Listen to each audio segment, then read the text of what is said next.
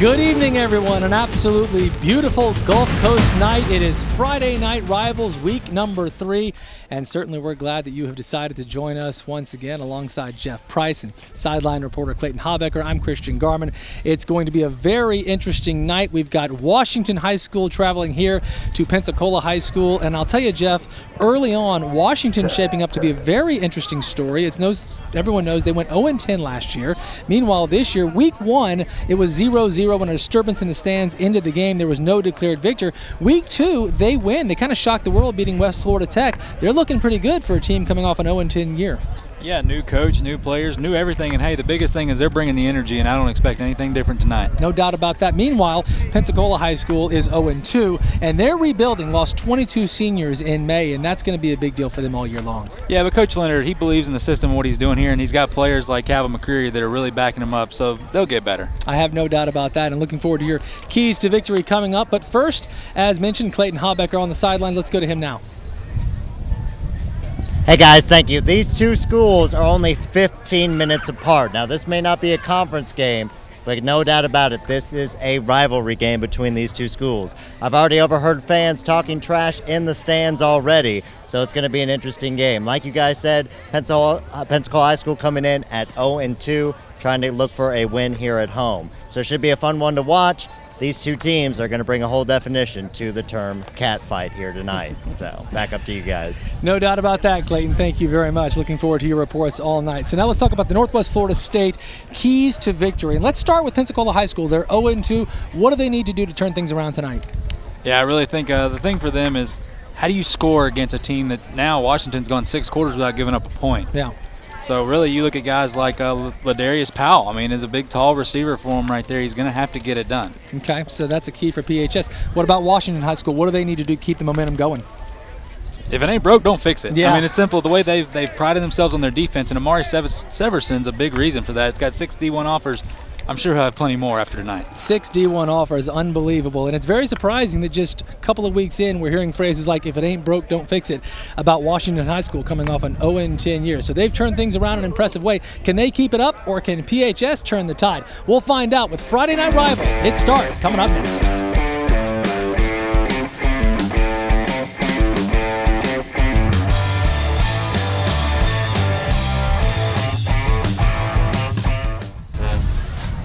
Welcome back, everybody. Friday Night Rivals. The Skyview drone has been working hard for us all year, giving us these wonderful overhead shots. Glad to bring you that, and I'll tell you, it's a night that feels a little bit like fall. The Marines coin toss just a little while ago, and I can tell you that PHS won that. They have deferred, so the Wildcats of Washington will receive the kickoff as we are just about ready for action. And Jeff, as we said in the open, it's going to be a very interesting game. I'm most interested in this Washington High School story. Everybody remembers last year they were 0-10, and then now this year they're 1-0. Their defense has yet to give up a point. Really quite a turnaround. Yeah, Coach Tommy Joe Whitten. How about that? You got to love that name, especially down here in the South. Yeah, but he's done an absolutely great job. When we talk about Coach Charlie Ward leaving last year, Coach Bell came in, and it was just like an up and down season for these guys. So now they got Coach Whitten. He has done a fantastic job, not only really producing, but getting these kids to buy into the program as a whole. And hey, when you beat West Florida Tech 22-0, that's a good West Florida Tech team. Not only that, I think the biggest surprise was before the game got canceled, they held Pine Forest to 0 points, and that is a high-octane offense. So things are looking up so far for the Wildcats. No doubt about that. The Pine Forest game a couple of weeks ago was called in the third when, as you said, it was 0-0, and then last week against West Florida Tech. And you and I were doing that game last week at Escambia, and you always like to give us the scores throughout the game. And I remember as you were looking and you were seeing, you kept saying things like, holy cow, look at this Washington score. I mean, you were genuinely surprised, and I don't blame you coming off their season last year and knowing that West Florida Tech is always a really good team, and they did a heck of a job last week. Yeah, I mean, well, the big thing is you got to build your team on defense. You know, it's really, really hard to outscore people if they're scoring 40 points a game. Of course, your Sooners did a really good job last year. They looked good the other night. Yeah, but, I think that he's really prided himself on the defensive side of the ball. The guys have bought into it, and, hey, things are so much fun when you're winning, and I think they're only going to continue to get better. And I tell you what, it would surprise me if things go a little bit in their favor. Maybe this is a playoff-bound team this year.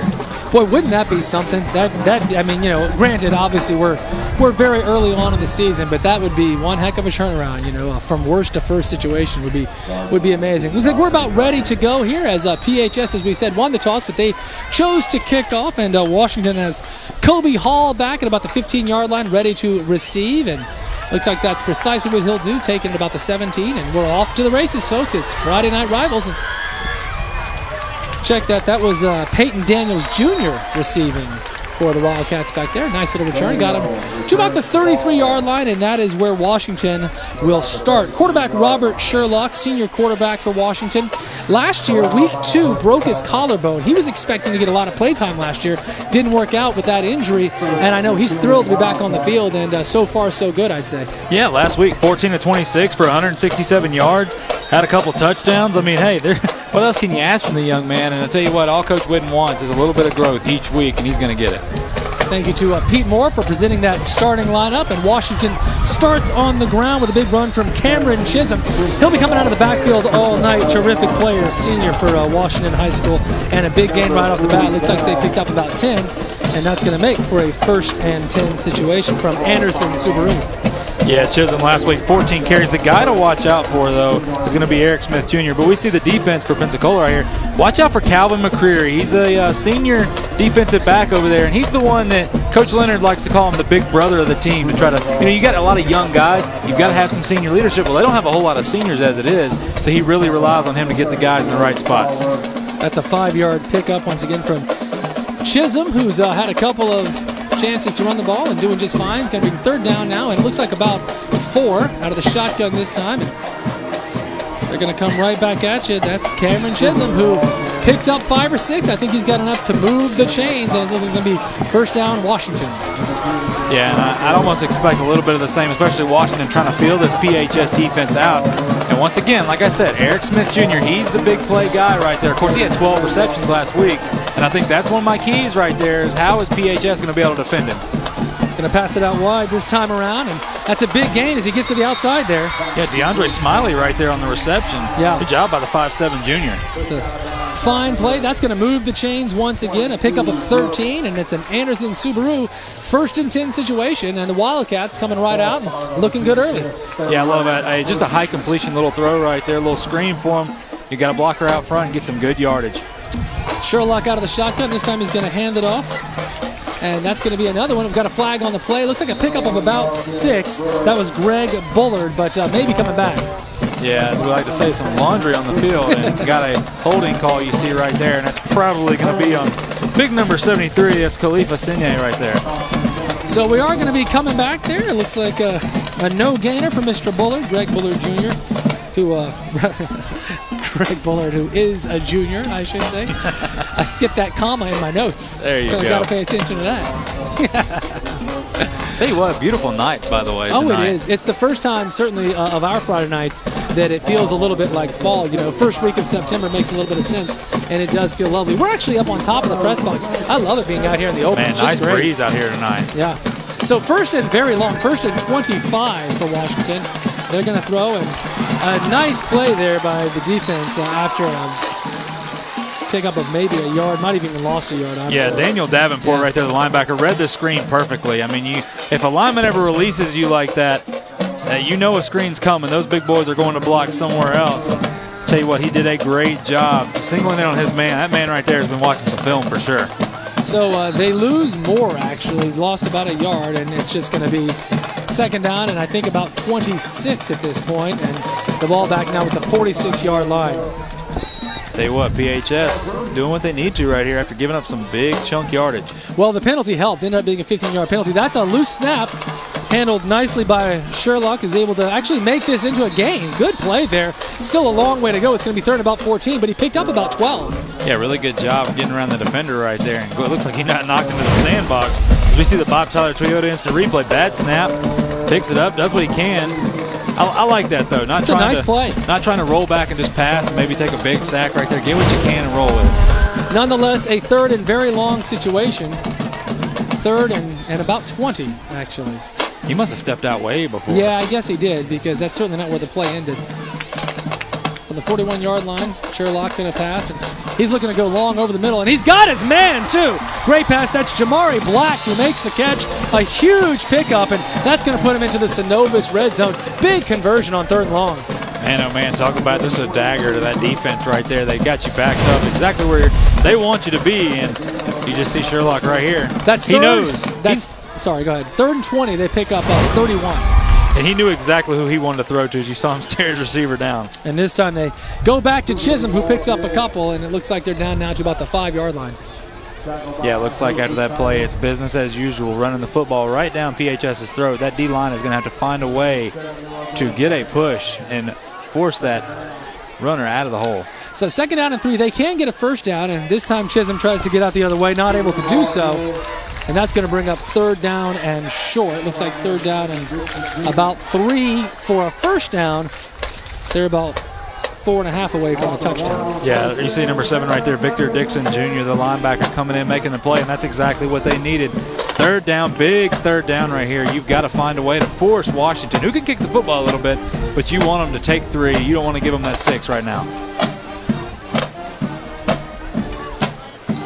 Boy, oh boy, how about that hit right there? That's a big stop. By big number 57, Tristan Reynolds on the D-line, and that's just what the doctor ordered. So we'll see if the Wildcats, looks like they're going to bring on the field goal unit. A big defensive stop there after a loss of about 3, and it looks like it'll be field goal time for the Wildcats, trying to get some points out of this. Do you reckon that Tristan heard me talk about the D-line not Maybe getting a push, so. and it kind of made him mad? This is Kaya Storniolo, who will be kicking for the Wildcats. That's a kicker name right there. Yes, it is. No doubt about it. And this is up and certainly got the leg, and it is good. Well done there. Yeah, that's about a 32-yarder from Kaya, so well done. The Wildcats are able to score. That's 3-0 Washington after a drive that was hindered by a big penalty, but they overcome a long 3rd down and convert. It's Friday Night Rivals. We're glad you're with us. The Wildcats now over PHS 3-0.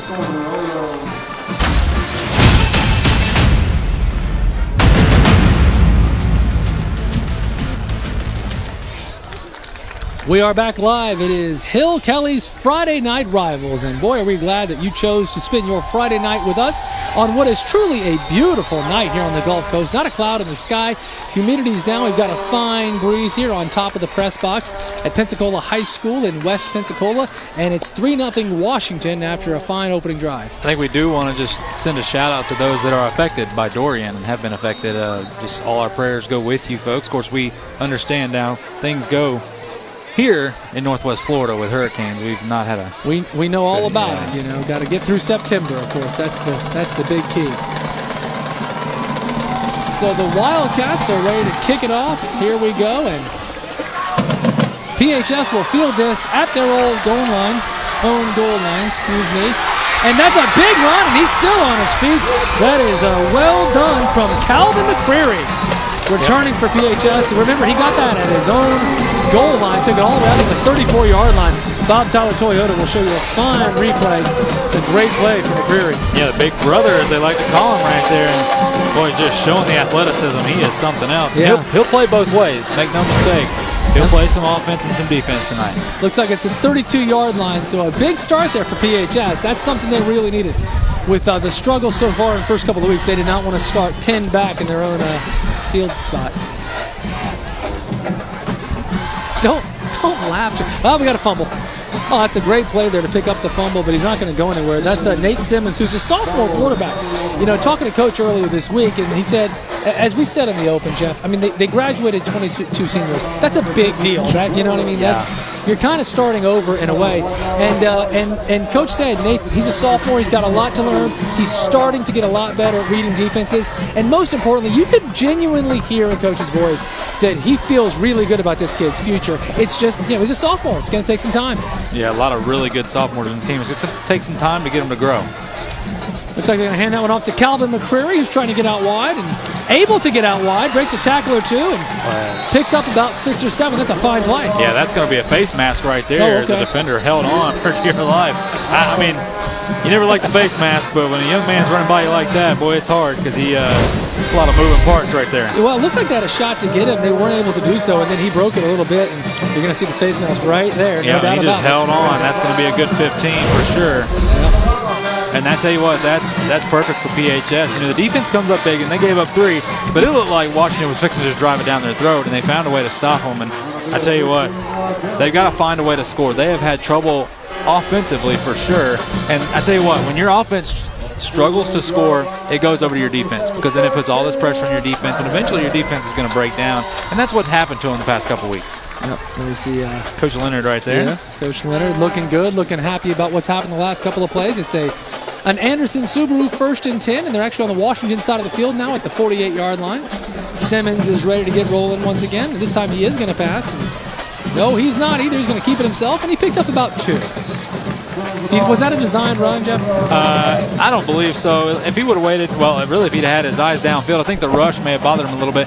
Keep in mind, Severson is on that defensive line, and that's a young man that's got 6 Division I offers. And he also, by the way, has teams like Auburn and Mississippi State Big stuff time. looking at him. So, big time. You know, he's not just some guy right there. He's a man down there.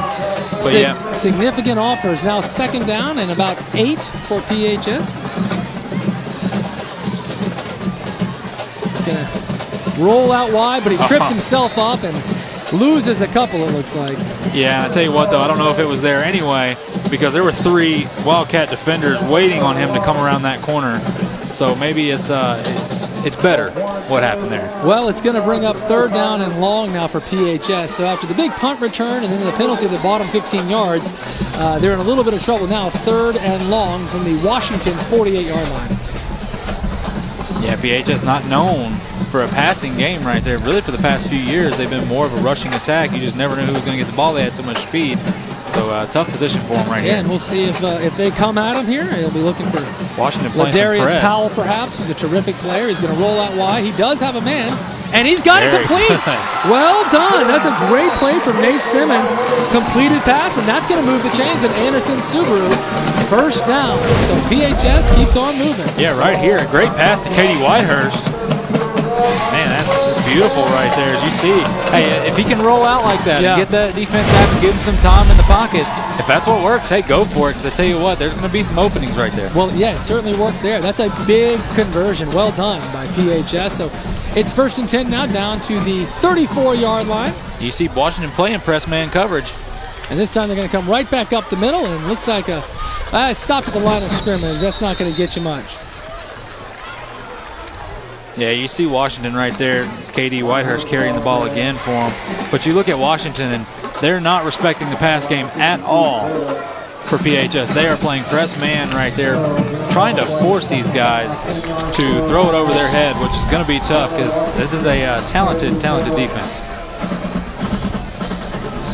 So it's going to bring up 2nd down and just more than 10, it looks like. Simmons back in the shotgun, maybe feeling a little bit confident after that beautiful rollout play a couple of moments ago. And he is going to, this time he's going to keep it. Runs it right up the middle and doesn't get much. Might have picked up a yard, maybe 2, but another 3rd and long situation, it looks like, for PHS. It's the 2nd time that play's developed, and it feels a little bit like that's a design. Well, that one right there looks, especially up the middle, look more like a quarterback draw play where he drops back, takes a couple steps, makes the defense think that basically he's going to drop back to pass, and the offensive line opens up a hole for him. The only problem is when you got as much meat as they do on that defensive line for Washington, it's tough to move those guys around. So now 3rd down and 7 for PHS, trying to keep this drive going. It looks like this time Simmons is going to roll out wide, makes a nice cut inside, and he picks up a few. Does not get a 1st down at the 29-yard line. But that would be about a 46-yard field goal. Wouldn't be surprised if PHS goes for it here. Yeah, we see the Bob Tyler Toyota instant replay. Really good job of forcing him back inside by Marvin Bryant right there, and then Amari Severson, number 44, finishes him off. That's what you try to teach guys. Don't allow him the sideline. Make him cut back where you got help. And help was in the name of Amari Severson right there. So now 4th down and long. 4th and about 5, it looks like. So this is a big moment for PHS with 3:37 to go here in the 1st quarter as they are trying to make a statement that they came to play tonight and forget the 0-2. They feel like they can win. So this is a big moment to keep this drive going. Simmons has his man. Oh, I would not have been surprised if we saw pass interference there. We did not, and it looks like PHS will turn it over on downs. I'd love to see a Bob Tyler replay of that if possible. Looked like they gave it all over. Here we go. Yeah, it's tough to tell right there. Yeah, it's close. That hand coming over that shoulder on the other side, but I tell you what, Jacob Leonard, he did the best he could, but another thing is Simmons got to lead him with that. If he leads him with that ball, that may have been pass interference. And honestly, it was a little, once I saw the replay, it was a little closer than I thought. So Washington will take over. Meanwhile, there is a break on the field. That's going to give us a chance to take a break as well. This is Friday Night Rivals. We're going to be right back. It's 3-0 Wildcats.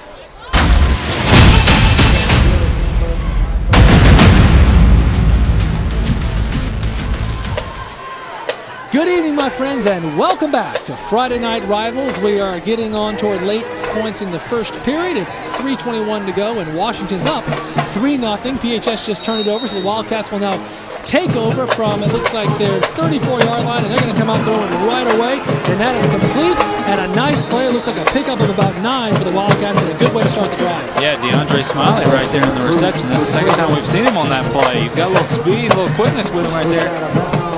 Interested to see right here is when is he going to go to his main man, Eric Smith Jr. Of course, like I said, he had 12 receptions last week, and PHS doing a good job trying to contain him right now. So they pick up about 8 there, and second down now. This time they're going to run it, and looks like a gain of little to nothing for Greg Bullard there. That'll bring up third down. And wouldn't PHS love to stop him right away? Oh, boy, that'd be huge right there. I tell you what.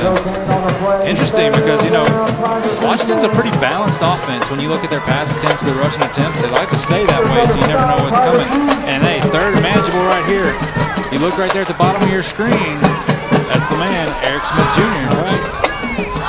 Well, we've got some significant movement there. That didn't look big. Nope, and that may give them the first down right there, and that's what Washington wanted, so there you go. A freebie afforded the Wildcats, and the conversion occurs. That's an Anderson Subaru. First and 10, the easy way for the Wildcats. The chains move, and here we go. Now to the 42-yard line. They're owned, by the way. Robert Sherlock, the Wildcat quarterback, ready to go. Low snap, handled nicely. He's going to roll out wide. He's got a man wide open who cannot catch it. Great pass. That's Jamari Black who can't make the catch. Wide open in the middle of the field. Yeah, it's one of those that you're just too open. Yeah, you know, we say it like it's a lot harder than what it looks at home, folks. I promise you, being that wide open. It's one of those things where you start thinking, well, he did throw it a little behind him there, but you start thinking, how many yards am I going to get after this catch? Oh, Christian, don't give me that behind him stuff already. No, you're right, but you know that's one of those that he would definitely, Jamari would say he needs to catch that football. Second and 10 this time. A handoff up the middle, and very nice play. That's going to be a pickup of about 5 or 6. Didn't get the number on who that was, so I don't want to call it incorrect. I guess that's Cameron Chisholm who's running for him all night. A great running back. Yeah, Chisholm right there. He's I tell you what though, they've got a bunch of backs they had to give the ball to. As you look at 1, 2, 3, 4, 5, 6 guys that ran the football last week, so. They got a little bit of depth, and that's huge for this team right here. Is you look right now, and Chisholm's in the backfield once again. Third down and 4 from the 48-yard line. Wildcats trying to get PHS to jump there, but no such luck, not yet. And they are going to run it up, and this is Chisholm, who's got a lot of room. That's going to be a first down to the PHS side of the field. Looks like down to about the 43-yard line. Yeah, but one thing right there for PHS, they're running that 3-man front. That makes it fairly easy for the offensive line to make it to the second level to get their blocks, and that's just what they're doing right there. And you see some more hard running by Chisholm. Yeah, 10 more yards for Cameron Chisholm now. And first and 10. This time they're going to throw it out wide. They've got their man once again. And another big play. That's going to be a gain of about 8 or 9, it looks like. Yeah, once again, DeAndre Smiley right there making that, and that, I believe that's the third time he's ran that exact play and gets it every time. So key on that if you're PHS. It looks like Washington trying to hurry things up just a little bit. They've got stacked receivers to both sides. This time they're going to come closer to us. It looks like a flag on the play, but a big play. He's going to take it all the way to the end zone. It may or may not be coming back. That's Santonio Coleman who scores, but there's a flag all the way back at the 34-yard line. And Jamari Black's going to be the one called for holding right here, and I had to see the replay because I was looking at that, and it looked like the receiver tried to spin on him, and then Jamari tried to throw his hands up. There you can see the flag in the background. A little late right there on the replay, but Yeah, Jamari, I thought he was doing a really good job, and the receiver tried to spin to get out of it, and Jamari let him go, but the referee apparently didn't think so. So the touchdown from Santonio Coleman is called back, and a long way back, now all the way back to the 45-yard line. That's a big break for PHS. Yeah, but I'll tell you another thing I'm really impressed with is the way these receivers are blocking right here. You see all these screen passes. They're doing a really good job of driving their man downfield. And they're going to try and pass again. Sherlock looking for his man, rolls out, buys himself some time, and going way down the field. Oh! Nearly caught. Again, threw a little behind. That's Jamari Black again. Almost makes a terrific acrobat catch, not able to pull it in though. Yeah, I mean, that's tough right there. A little behind him right there. But, you know, once again, it's one that he'd love to have back. He'd love to make that catch. It would have been a spectacular catch. I like Sherlock, though, on the move there. You know, I was talking to Coach earlier this week, and I said, you know, what about mobility? And he said, yeah, he can move a little bit. You know, he's not a huge threat to run, but he's a little bit mobile, and we saw some of that right there. Yeah, he's got the legs that he's just fast enough to get away from pressure when he needs to. And another matchup, obviously, we talk about PHS holding Eric Smith Jr. right there. Well, Calvin McCreary, their best DB, senior DB right there, is the one locking him down now. 3rd and 10, another passing situation. This time they're going to throw it right over the middle, and they've got some yards. I don't think it's going to be enough for a first down. That's Greg Bullard on the reception. Looks like he picked up about 8, but they're going to be just shy of the first down. Yeah, they're definitely going to go for it. I'm willing to bet right there. I'd be surprised if they try to punt it, but that's going to be the end of the quarter for us. So the Wildcats are going to think about it now. It's going to bring up 4th down and a couple of yards as the clock ticks down here.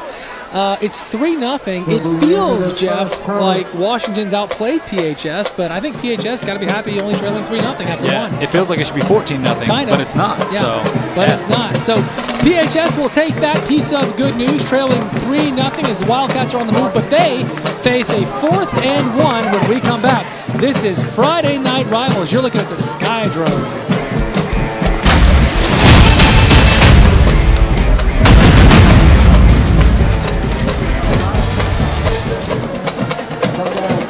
We are back live from Pensacola High School. It's Friday Night Rivals presented by Hill Kelly. The Washington Wildcats are 1-0. They're on the move. They're winning 3-0, but they face a 4th down and about 1.5 yards here. PHS looking to make a huge stop. The end around looks like it's going to get them just enough for the first down. It may be close, but I do believe the Wildcats may have converted. Yeah, right there. A little speed sweep by Ariel Steele. Pretty good job right there. To tell you what, it was close, but it was close. Really good job by that O-line of Washington to be able to push their guys upfield to get them enough for the first. And Jeff, you know, I mean, you played high school football quarterback for Northview High School. You know, that's a deflating moment for PHS. They had a shot to make a big stop there, get their offense back on the field, but instead the Wildcats now get the 1st and 10. Yeah, it really is. Especially for PHS, they got a lot of guys playing both ways. It would have been nice for them to go on the offensive side there.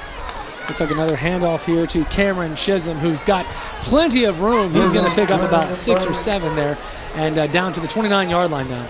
Yeah, it looked like the first one to stop him or slow him down was his own offensive lineman, Marshall Ham, right there, number 71. So he ran right in the back of him, and you run in the back of that fella, you're not going to push him anywhere. Perhaps the PHS faithful will send a thank you card to Mr. Ham as we come up to 2nd down now and about 4. It's going to be another throw out wide. We've seen that all night, but that ball is dropped. That was a forward pass, so that's not going to be a fumble, but it's dropped, and that'll bring up another 3rd down for Washington. Yeah, I'll tell you what, and a drop pass, but PHS was in a really good position right there to make the play on the receivers. You see him just waiting to see what he does, but really good job. It's good to see them after they've been burnt by that play quite a few times tonight to make the adjustments. So now from the 28-yard line, it looks like it's 3rd down and about 5 for Washington. Hoping to keep things moving here. Oh man, he tried so hard. He did. That's amazing. If we have the replay of that, pretty incredible there. That's a false start. Cameron Chisholm right there. You got to feel bad for the young man. He just lost his balance and started to fall forward. He just tried. You know, he was thinking like, "There's no way out of this." Yep. That was something. But look, it's kind of a big deal because it goes from 3rd and short down to 3rd and 9, and now back to the 33-yard line. It looks like. Sherlock's going to go to the end zone. Throws it a little bit high there. Heck of an effort from DeAndre Smiley, not able to pull it in. And that'll bring up 4th and 10. And it looks like Washington may have to punt. Yeah, I don't know. They're in that no man's land, though. They may stay right here on offense. You see it, not a bad ball, but Dredrick Bell does a really good job of being in the right place, holding that man right there as you look at. And oh man, DeAndre Smiley, again, we've said his name quite a few times, just couldn't make the catch.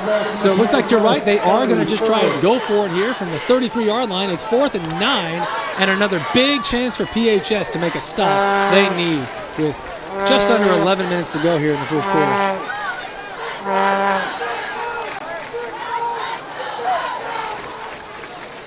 Oh, no, it's going to be a punt. A little pooch punt right there. How about that? Yeah, it's well done, too. Uh-oh. Takes a great bounce, and they are able to stop it. It looks like that's down a great job right there by Eric Smith Jr. Incredible play. Wow, what a play. So the pooch punt works to perfection. Man. Not only the punt, which was outstanding, but the incredible coverage there by Smith. And it looks like he's able to down it here because of the terrific play at about the half-yard line. Look at that. That is what Coach Whidden, that's what he talks about, the want. And I tell you what, when you can do that on special teams, man, it just sends a message to all those guys because Smith Jr. is the guy on offense when you look at the receiving core. It's great, too, because, again, you know, I don't want to harp on this, but it is a significant story. They're 0-10 last year, and I was talking to Coach Whidden earlier this week, and he said, you know, I said, how is it hard to get the kids to believe in what you're trying to do coming off a season like that? And he said, you know, look, it's a process, honestly. He said, in fact, I'd say we're at 80-20. There's still about 20% of them who aren't quite sure they want to do what we say, they want to do what they say. But you see a play like that, and you think, okay, they're buying into this. They really want to make this happen. As PHS from deep in their own territory. Boy, does he get out? I don't know that he gets out. That could be a safety, folks. Man, that might be a generous spot by the referee because I don't know if he got out. Regardless, that's going to be on about the 6-inch line. Yeah. Boy, I tell you what, nothing up the middle, so he had to bounce it out. He didn't have much of a choice. And it was Calvin McCreary trying to do something, and they don't call the safety, so they do give them, as you said, a generous spot, but no easy task. They are about 1.5 feet away from the goal line, and now 2nd down and 10. Here, as you see, Washington's going to play that press man coverage, so they're going to force them to try to throw the football as that defensive line's kind of taken over. We know how good that defense is. This time it's a keeper for Nate Simmons, and he's able to get a little bit of breathing room. Yeah, really good job right there, and Severson makes the stop. And well, that could have been ugly if he'd have met Severson in the hole. But tell you what, Simmons almost got away right there. Yeah, wouldn't that have been something? That's a 4-yard pickup, going to bring up 3rd down and 7. But more importantly, you know, again, granted they're only at the 5, but they're no longer a foot away from the goal line, and that does make you feel a little bit better. Yeah, if nothing else, it buys a punter some. Yeah, that was what I was about to say, especially if they got to punt the football because, man, you know Washington will bring the pressure on the punt. So 3rd down now and long.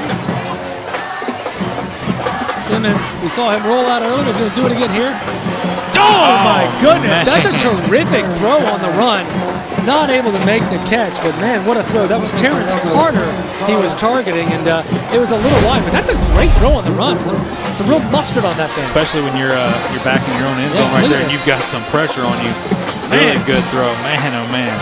And that speaks to what Coach was talking about. He's a sophomore. He's got a ways to go, but he's got some significant potential, and I think you saw it right there. Yeah, this is going to be a PHS team to watch out for, especially in the next couple of years. These guys are really, really talented. Looks like PHS may have called a timeout. That's Jacob Leonard back to punt for PHS. He's Coach Leonard's son. And a really good player, a significant offensive player. But it looks like they want to talk about it. And we've got Clayton Habecker, of course, with our sideline report. Always love to hear from Clayton. Hey, man, what's up? Guys, down here on the sidelines, I have Susie, a freshman here at Pensacola High School, and some of her friends. Up in the stands, you might know some of the students wearing Hawaiian shirts and leis. You want to tell me a little bit more about that? Okay, so like every Friday when it's a home football game, we just have a special theme that goes along with the football game. So like since Washington are our rivals, we have Wipe Out Washington just to go along with it. Well, guys, I feel a little bit underdressed being in all black, so can you help me out a little bit here? Oh, man. I'm ready to go, guys. Wipe out Washington. Well, Clayton, I'm glad that you mentioned how underdressed you were. I hated to bring it up myself. That's Brownsville Welding, of course. who takes care of our sideline reports. Appreciate the report there, Clayton.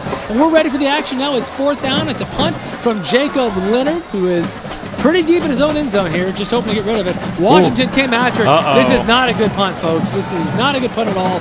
It lands at about the 12, bounces sideways, and Washington's going to take over at the 15-yard line. Boy, oh boy, just disastrous right there. And well, let me follow up on that. Here, we'll watch the punt. Here you can see not much of a return there.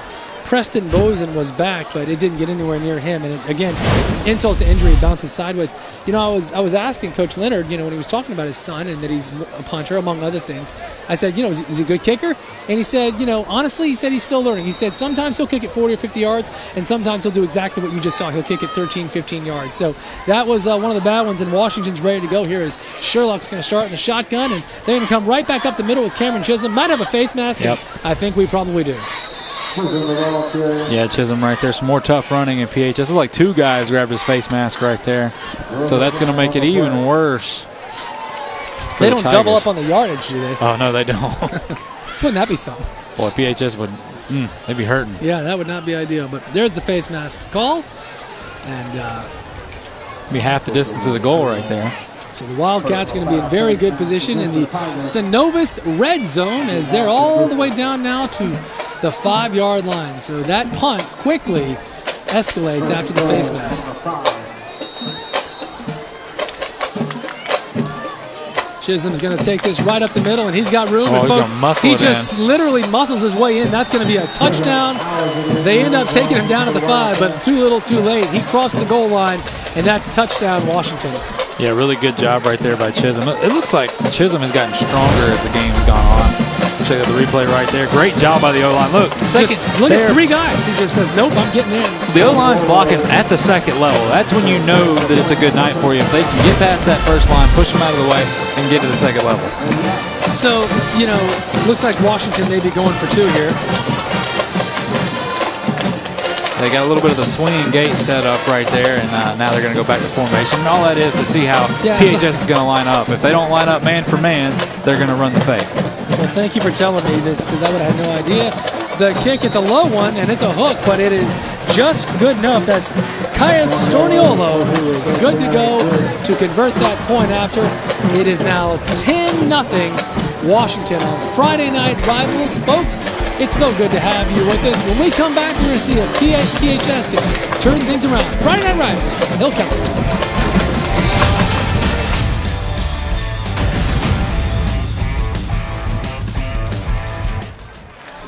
Friday Night Rivals, folks. Glad you're with us. Washington Wildcats here at PHS, and so far, so good for the Wildcats, winning 10-0 about midway, just a little more than midway through, it looks like here, period number 2. So they're ready to kick off, and that PHS offense would love to get things going as they got a couple of gentlemen back at about the 5-yard line ready to receive.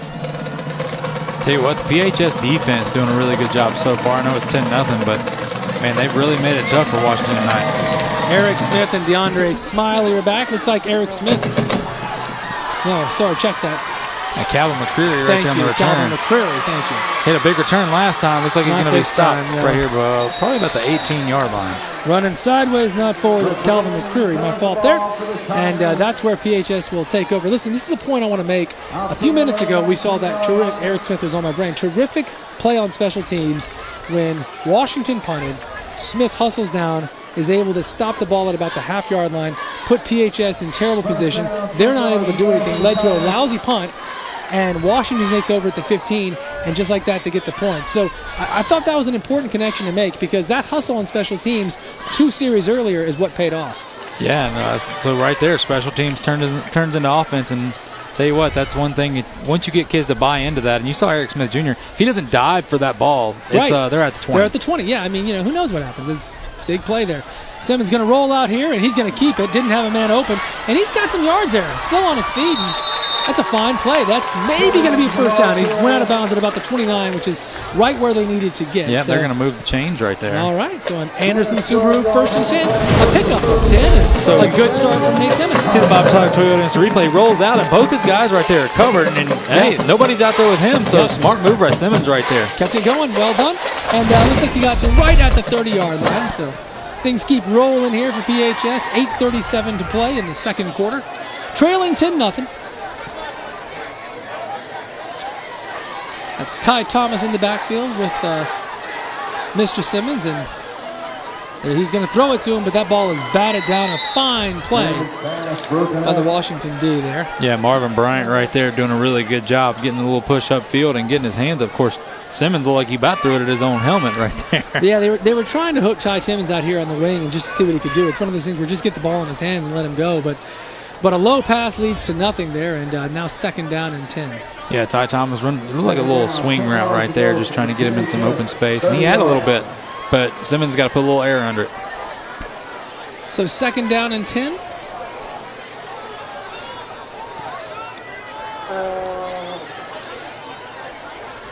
This time they're going to run it right at you once again. That's Ty Thomas. They do get the ball in his hands. There's just no running room for this PHS offense. That D-line led by Amari Severson, they are just destroying the front right there for PHS, making it so tough. Well, and as you pointed out at the beginning of our broadcast tonight, Washington, before tonight's game, had gone 6 quarters without giving up a point. They did not give up a point in the first quarter tonight, so that number now stands at 7, and they'd love to make it 8, and they're exactly 8 minutes away from doing so. Well, I want to give a little shout out to Malcolm Moultrie, number 55, the other big man right there on the defensive line. Yeah, the senior doing a really good job. 6'1", 306. That's probably why they can't get him out of the way.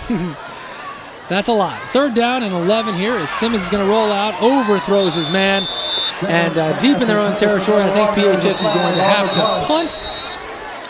Interested to see what this penalty is right here. Not sure if it's pass interference, but the receiver right there was double covered. A little interesting that Simmons threw that pass. Well, you got the feeling he knew he was going to throw that long before he did. That was his option on 3rd and long. There is a flag on the play, and we're waiting to find out exactly what happened here. As it stands, it may be 4th and 10, but looks like a hold against Washington.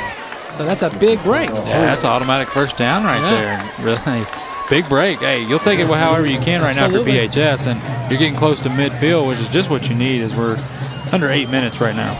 And honestly, Jeff, I mean, of course we know they like points, but something like that matters for a couple of reasons. It also just, more time runs off the clock. That's less time Washington has the ball. And the field position changes a little bit, too, with every first down. So it's 3rd and 1. I guess that was not an automatic first down. Simmons is going to keep it himself, and he's going to be short, and that will bring up 4th down. Yeah, Lynch stood right there. Going to have 4th and...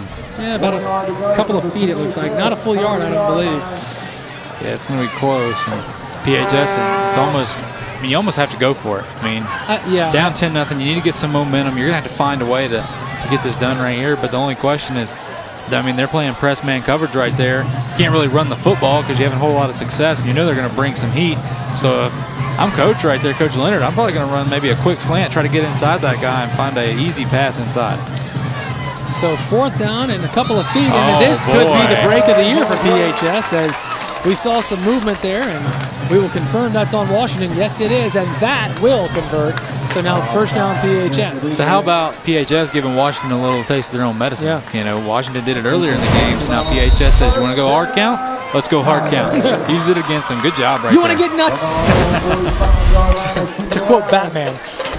89 version. You know, you said you were going to break out the movie quotes, so you've done great this year. All right, that's an Anderson Subaru 1st and 10 from the 45-yard line. Simmons wants to keep it himself. He may have lost a yard, might have gotten back to the line of scrimmage, but doesn't get much more than that.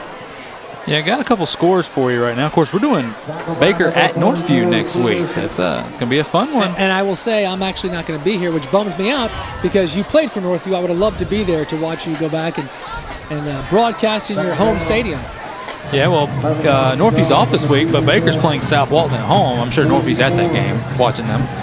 Baker 28, South Walton nothing right now, and Niceville's up 9-7 over Fort Walton Beach.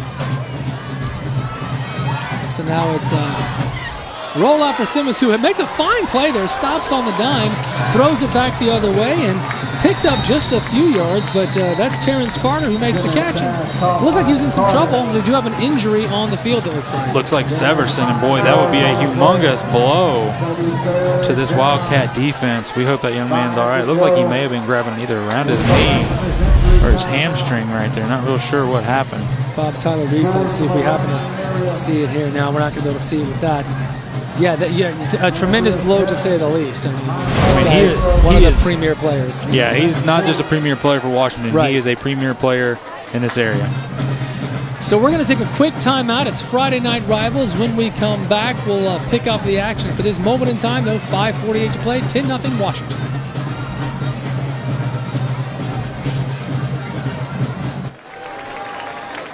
We are back live, and when we left, Mr. Severson was on the field and laying on his back and clearly in a lot of pain. They are walking him off the field right now, and Jeff, that does not look good. No, he's putting zero pressure on that left leg. That young man is he's in a lot of pain. We sure hope it's not an ACL or anything, and especially with, you think about how big he is, how strong he is. He is a solid 260, 270. And this is the young man we were talking about before. He's got 6 Division I offers. I mean, he's a senior. Everything is going in his favor. It's just so tough, as you see him right there. He's not able to put any pressure on it. We just hope a fast recovery for that young man. For sure. So we're back now and ready for the action. It is 1st and 10, and hold on. Just as I say that, whistles go nuts, and looks like we're going to have a change over here. Was that so? No. Number 14 for Washington ran off the field. I don't think they'd let you just run off with it. Now here comes number 4 comes a running on, and well, how about that right there? that's awfully nice of the officials. Let them change like that. The referee was like, "Hey, get off the field," and it was almost like, "Hey, you're not the guy that's supposed to be out here." How does he know? Yeah, how does he know? What's going on here? Thank you. 1st and 10. That was Plains Transit. He's got his man wide open. Oh boy! You know, Simmons was out on the run, and let me tell you what, he had the Darius Powell wide open deep. Didn't pull the trigger, and you can see the frustration in Powell too. Yeah, Powell's the one we talk about. There he is down there, He's just and he was behind the defense. But I think part of it, Simmons is so used to being pressured, he doesn't want to stay in the pocket at all. He doesn't want to, really look downfield at all because he's got guys in his face all night. But he's going to have to find a way to complete one of these deep passes to somebody like Darius Powell. And look, when you're a sophomore and you're just now getting some reps, those are the sort of things you're going to learn here. So it's 2nd down now at 9. And that's going to be a handoff to Calvin McCreary, who doesn't get much, and bring up 3rd down. Boy, McCreary just getting whacked right there, and then about 4 Wildcats. That O-line's got to find a way to make a push right here. Open up some running room because it's just been tough sledding all day long. Looks like Ty Thomas is in to play quarterback for PHS. A little wrinkle right here, get a little speed. Yeah, 3rd down and 8.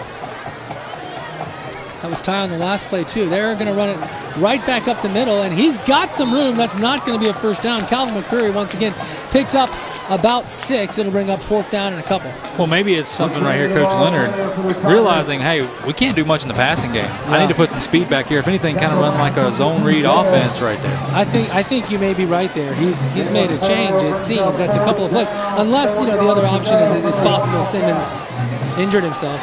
Or maybe he's trying to throw a wrinkle right there. Yeah, he's in Coach's Simmons ear. Talking to him right there. Yeah, he's in his ear. He wants to go back in, but not sure. Looks like they're going to call a timeout right here. Yep, timeout on the field, so perhaps PHS wants to talk a little bit about this strategy, but an interesting storyline developing. A couple of plays there with Ty Thomas. Clayton Habecker, of course, is our sideline reporter, presented by Brownsville Weldon. We love checking in. Hey, Clayton, anything for us? 47. 48. Hey, guys, I'm just doing pull-ups here. Oh, okay, no, they got him. Cut it down. I'm here with Staff Sergeant Harvell. Tell me a little bit. You said you had a little bit of a lighter setup tonight. What's going on with the high school football games around the area? There's a couple different football games going on, and our team just kind of split. Some of us went north, some of us came down. Awesome. So I've been asking every single game, what has been the high number on the pull-ups? Right now we're at a max of 102. 102? And the highest number we've gotten is 15. Gotcha. And then low number? 2. 2. Again, they keep telling my scores every single week, guys. I keep telling them. No, Clayton. We know that's not your score because we know you didn't get to 2. Oh, Bring my bar back up. Bring it up. Oh, man. The challenge. It doesn't count if your feet are on the ground, Clayton. Yes, it does. All right, Clayton, I got you. It does count if your feet are on the ground. Thanks to Brownsville Welding. So 4th down now, and looks like Simmons is back in the quarterback position. So just a wrinkle. He's going to throw back the other way here. And that's a good-looking play and always off to the races there. Just a big pickup, a terrific conversion. And that was Calvin McCrary. What a great play. On 4th down. That's the great part about it, and the momentum swing for the Tigers as we're going to 4 minutes right now. You see the Bob Tyler Toyota instant replay. Drop back, little swing pass out there. And boy, look, he just takes off. I was about to say, he was just like, get out of my way, and took off. So it's an Anderson Subaru 1st and 10, and PHS is on the move well into Wildcat territory at this point, down at about the 37-yard line. Yeah, PHS has a chance to milk the rest of this clock, too, as well. It's very big. Simmons doesn't want to do that, though. He wants to go long, and oh, my mercy. Wow. Had a man open, but he underthrew it just a little bit. That's a terrific play from the Washington defense. Yeah, Peyton Daniels right there. Man, oh, man, you see him. I tell you what, if Leonard catches this ball, that's a touchdown because he gets behind the defenders right there. Oh, I'm sorry, that was not Peyton Daniels. Looked like Javaris Harrison making the dive and play, and that was huge because Leonard was just waiting for it to fall in his lap right there. Jeff, I do want to say, though, moments ago we saw a little bit of a risky play on 4th down from PHS. Now they go long here. I like the spirit, you know. They're saying, we're getting after it here. This thing's not over. Yeah, I think it was a really good timeout for Coach Leonard, especially before the half right here, basically telling his guys, we got to put some points on the board. And I tell you what, they're playing inspired right now. So 2nd down and 10. This time Simmons is going to keep it himself, and he's not going anywhere except for backwards. A big loss, just as I say, they're getting after it. Yeah, I mean, you just hate to see that right there with what they've been able to build. And man, oh man, it's just so tough right there as it looked like. Number 30, Caleb Williams, coming up, the senior, 5'8", 170 to make the tackle. Really, really good job of that Wildcat defense, and that's kind of the way it's been for PHS. They've had some bright spots, and then Wildcats, almost like they wake up and they make a big play on defense. So the ball now square on the 40-yard line, 3rd down and 16 to go. And you know PHS would love to convert. Remember, earlier in the game, they did convert on a huge 3rd down play. It was 3rd and 20. They went 31 yards. So it's not out of the realm that they could convert here on 3rd and long. And Simmons is going to roll out. He's got a man open there, and that's a completed pass, but not for much. Ladarius Powell, who's a terrific player, finally gets in on the action tonight. Yeah, we got some laundry back here on the field, and probably a hold, and it is. It is. We're going to see the instant replays. Simmons looks downfield, but that's the one thing with Simmons. Like, he looked downfield, wasn't there. At least he's looking downfield, and Ladarius Powell right there, boy, he just, man. Now, question for you. So we know that they completed the pass, but it would have been 4th and more than 10. Why take the penalty there and give him another shot at 3rd down? I think it's really more for field position right here because, I mean, look where it puts him now. So, and so you're right, does bring up 4th down, but I believe it's Coach Whidden just saying, hey, we're better than you. Like, we don't believe you're going to get it anyway, no matter if we give you another chance or not. So it's 3rd, and does somebody have an abacus? It's 40, 3rd and 35. They're just Ladarius Powell, big play right there.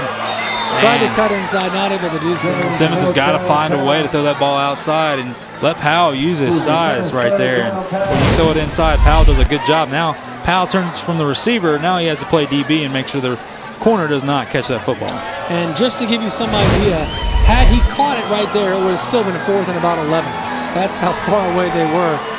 And they're going to punt. That will bring Mr. Leonard back out onto the field, as we have said. That's Jacob Leonard, who punts for PHS. Punted earlier and just a little bit of a shank. So well, he's got a little more room this time, too. Yeah, for sure. He was deep in his own end zone, but he'd love to get his leg into it. And his coach said, his dad, said sometimes he really crushes it. I'd love to see that here. No, this one goes boy, into the stands. That's a souvenir right there. Yikes, not good right there for PHS. As Preston Boson just wants an opportunity to return the football, the return man for the Wildcats. Yeah, not a good punting night so far right there. Not so far. So PHS will turn it over on downs. No, I guess they won't. They punted. So that's not turning it over. Well, there's a smile right there for the Comfort Dental Smile Cam. That's a big smile. So somebody's going to retire on a smile. I think that's the biggest smile we've had so far this year. On absolutely, the it is. Cam. Look at that. Lovely. Well, there's no smile. Oh, there we go. It's the Comfort Dental section. There we go.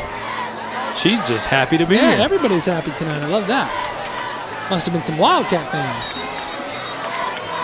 Looks like the chains are having a little mess up right now. They ran into each other and couldn't get untangled. I smell a bit. Way above my pay grade. 2 minutes, 19 seconds to go here. Look at the referee. What a great guy. Showing them how it's done right there. That is going to the next level. It's 1st and 10 for Washington, and they're going to try and move it. I'll guarantee it here. They're going to come right at you down the middle. That's Calvin. He's got a big run on. He's still on his feet, too. Gets that one. Look at this. Does not want to come down. And, that's Cameron Chisholm with a big play. Yeah, Chisholm once again just hard running. We're getting close to under 2 minutes here. He's terrific, as you said. Boy, he is tough to bring down. I really just believe he's gotten stronger as this game has gone on. So a big gain there, and pickup of 11. Sherlock wants to throw. He's got a man wide open. Threw it a little low, and looks like it hit the ground. That's incomplete. Yeah, trapped it right there. And he was open. Sherlock's got to get it just a little bit further to his man right there. But I'm going to tell you something. If PHS can make it to halftime with it being 10-0, and they get the ball and start the second half, that's a huge win for the Tigers. Yeah, good point. Good point. But with still 2 minutes to go, they have to stop the Wildcats at the 41-yard line of PHS, so they are in territory. It's a high snap. He does a nice job corralling it, but they end up gaining nothing. In fact, they lose a few. He hit DeAndre Smiley out wide. That's worked for them tonight, but not that time. Yeah, absolutely. Done a really good job right there. Fighting through the block, as normally you see Eric Smith Jr. trying to make the block right there, and couldn't hold him. Nope. So now 3rd and long with 1:40 as the seconds continue to tick off. Wouldn't be surprised if they just throw it long and see what happens here. Or run it right up the middle. Chisholm once again, and he's able to pick up a few, but 4th down and about 8. Yeah, they may go for it right here as well. Yep. You know, understanding how things are, and they may run the football again. Well, and listen, they've got all their timeouts, but they're not calling them. At least they didn't a minute ago. They may be happy just to let the clock roll. Well, if they get a 1st down here, then they're going to start using them, but they're not going to leave any time for PHS. Yeah. So 4th down and 8 with 1:08 to go.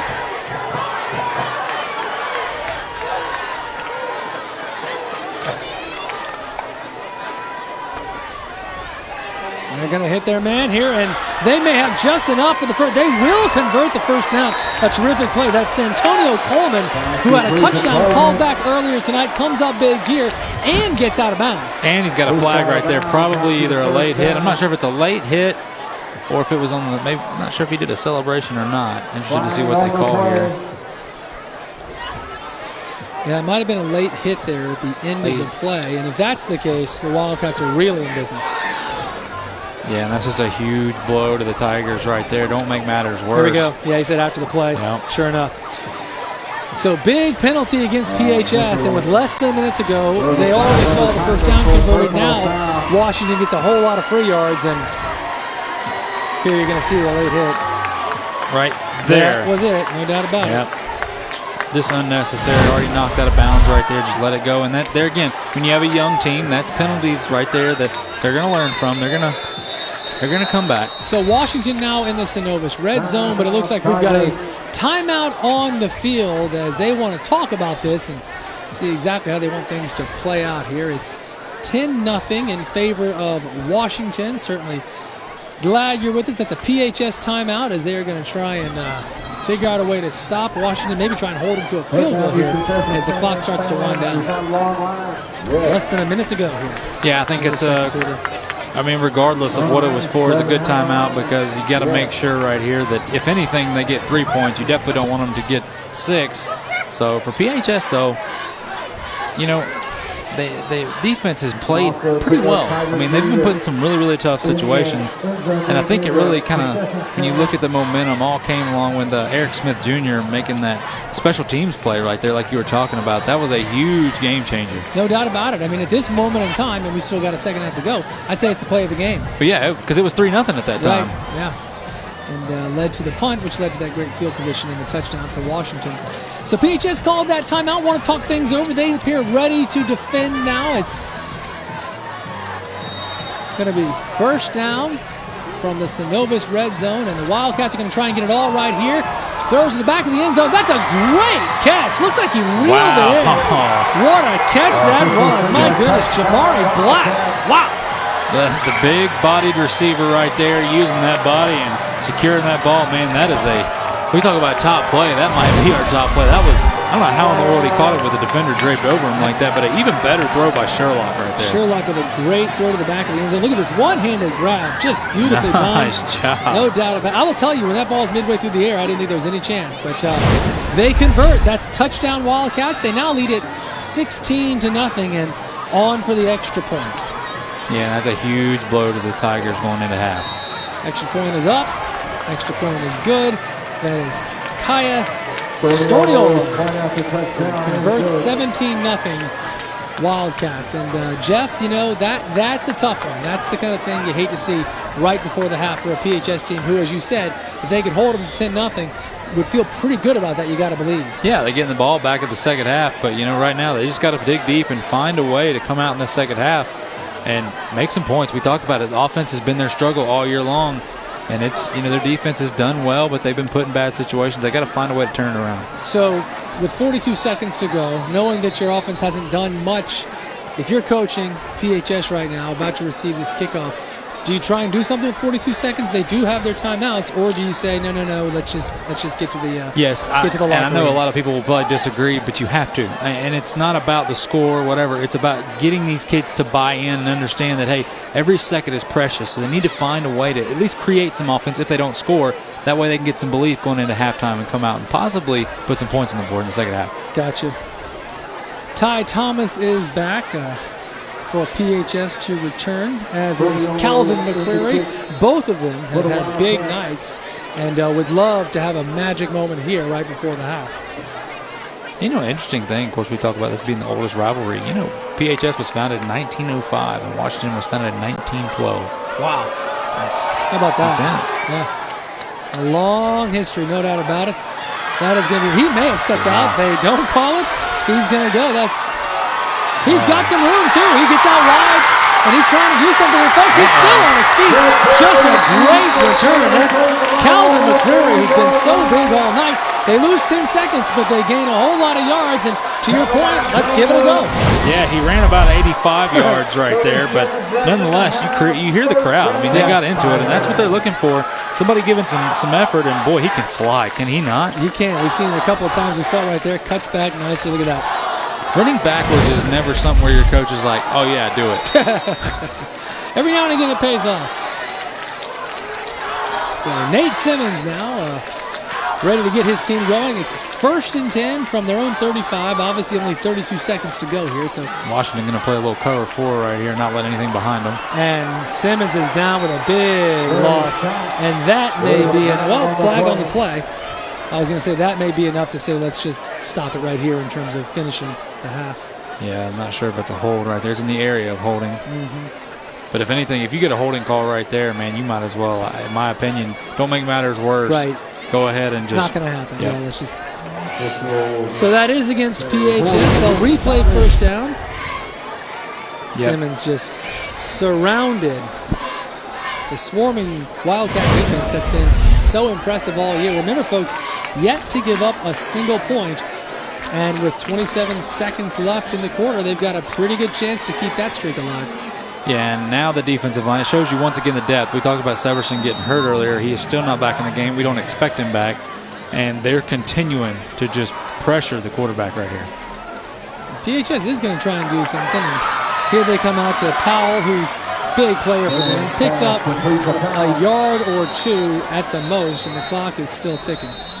Nope, they're going to stop the clock there at 17.3. I tell you what, man, oh man, you just see like looks like timeout for Washington, but you see the guys flying around with white jerseys right there for the Wildcats. Coach Wooden has got to love that. That is just high energy because, hey, you know probably that one guy's going to make the tackle, maybe another guy comes over. There's 4 or 5 jerseys every single play. Well, I think it's interesting when you're playing sports, okay, and you sort of inadvertently come upon a streak like this. Well, now all of a sudden you think, how far can we take it? And obviously they never want to give up points, but now they're thinking, hey, let's keep this thing going. So they're going to get after it either way. But as long as that streak's alive, you got to believe they're just going to do anything they can. It's not really about buying in anymore because now they've bought in. Now they just want to continue it. Yeah. And, man, you're just seeing some tremendous effort. You understand why these guys right now could have possibly been 2-0, but are 1-0 after beating a really good West Florida Tech team. Yep. So second down now and about 17 seconds left. Interesting there that Washington called that timeout. They wanted to talk about it for a minute, just to say, hey, let's not give up something silly here. That's going to be a throw out wide. Wow. He's able to pick up a terrific bounce as the pass itself was incomplete, but because it was thrown backwards, McCreary was able to pick it up and try to do something with it, though he wasn't able to. Well, I think Washington, they call a timeout there because they understand, hey, if PHS wants to run it, that's fine, but if they're going to throw it against us, maybe we can get a pick 6 right here and get some extra points going in. Right. And by the way, am I crazy? I don't think it's impossible there that he was going to catch that and then he was going to throw it. I was thinking double pass. Definitely a possibility right now. It's what I had in my mind as soon as the first pass was thrown. When you're struggling to score, anything's possible. You start pulling things out of your back pocket to find a way because all it's going to take for PHS is to score one time right here to get some momentum back. And as you can see, there is another timeout, but also it's worth noting there's 0.9 seconds left in the half. So this is going to be the final play of the half. Is it?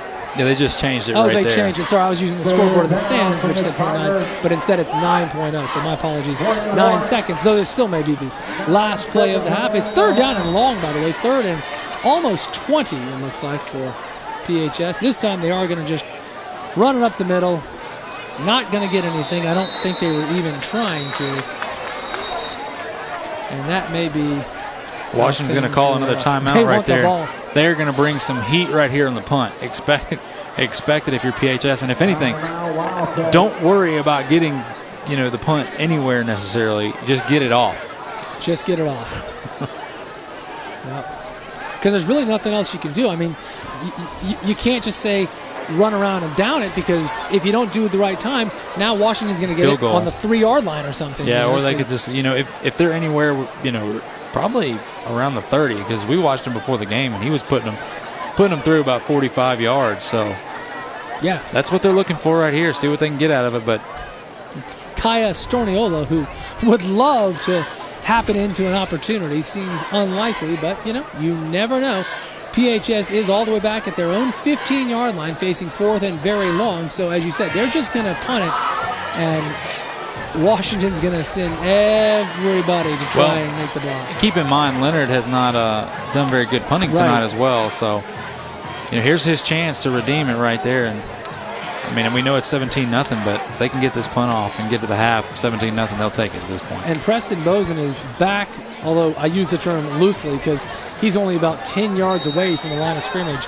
So they're not really thinking punt return here. I think he's simply there for maybe a fake or something because they're going to bring a bunch of folks. Yeah. Let's see if they convert. Notice that is not Simmons playing quarterback. Yeah, McCreary just going to run that clock out right there. That's well done by... Smart move by Coach Leonard right there. Your punt hadn't done so well so far, so take it in your own hands. Let McCreary, your fastest, quickest guy, run around for 5 seconds, and there you go. That's the way to do it, because the punting hasn't gone well. Neither did the first half for PHS. They now trail at 17-0. The Wildcats have kept the shutout streak going at this point. They've still yet to give up a single point in the 2019 season. Very impressive. PHS, on the other hand, of course, 0-2 and not able to score there. So we know they've got a lot to talk about at halftime. As always, we're going to hope Clayton can get an interview with the coach, and I think he'll be able to pull that he's off. Walking across now to come talk to us. But you see the Comfort Dental smile cam right there, and it's like some Wildcat fans got a lot to smile about. But she's pointing at something. Maybe she wants to talk to Coach Joe Wooden too. You know, you say a lot to smile about, and certainly that's true tonight. They're winning 17-0. But also, you know, big picture, again, this is a team that was 0-10 last year, and they're looking sharp this year. Boy, very refreshing for them to do what they're doing now. Looks like I see Clayton has been able to catch up with Coach Whidden, and let's throw it down now to Clayton Haubecker. Hey guys, I'm down here with Coach Whidden, first-year head coach here at Booker T, Washington. So, I'm sure you guys have heard enough about what happened last season. Coming in, what was your mentality going into the team and kind of switching around the mentality with them and how they bought into it? Just working on just competing every single day, you know, trying to get the most out of each day going. You know, I feel like our kids have done a great job of buying in the direction that we're trying to head. And so, you know, obviously I'm happy with everything's going tonight. We could be playing a little bit better right now, but it's nice to have a 17-point lead going into the half. So, main thing you're looking for adjustments in the second half out of your team? You know, offensively, we scored on every drive but one. We've had too many penalties actually on both sides of the ball. They've been doing a good job on their offense of really just milking the clock and snapping it under 5 seconds, trying to keep the ball away from us. So, biggest thing is just coming out, execute, eliminate the penalties, and some of the boneheaded mistakes that we've had here in the first half. Thank you so much, Coach. Best of luck to you in the second half. Clayton, and thank you to Coach Whidden, the Brownsville Welding sideline report. You heard Coach again saying it there, Jeff, the whole buy-in, and more, I think all the Wildcats are doing just that. Yeah, I think they're beyond that point of buying in now. They love him. They love the energy that he has brought, and boy, they needed some fresh energy, and it has just changed the whole atmosphere and bringing back some old Washington Wildcats football, as the alumni would tell you. And we love bringing you Friday Night Rivals. It is halftime. Washington up on PHS 17-0, but our halftime show is coming up next as we leave you with the sounds of the Washington Wildcat Band.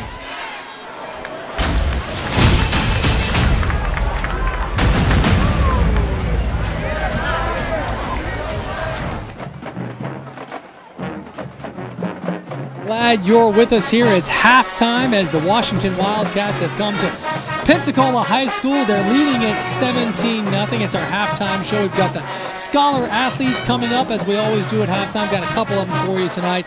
And we're also going to be talking to the principal here from Pensacola High School. So for that, it's the Brownsville Welding Sideline Report. Clayton's on the scene. Clayton, who you got? I'm down here with Principal Williams.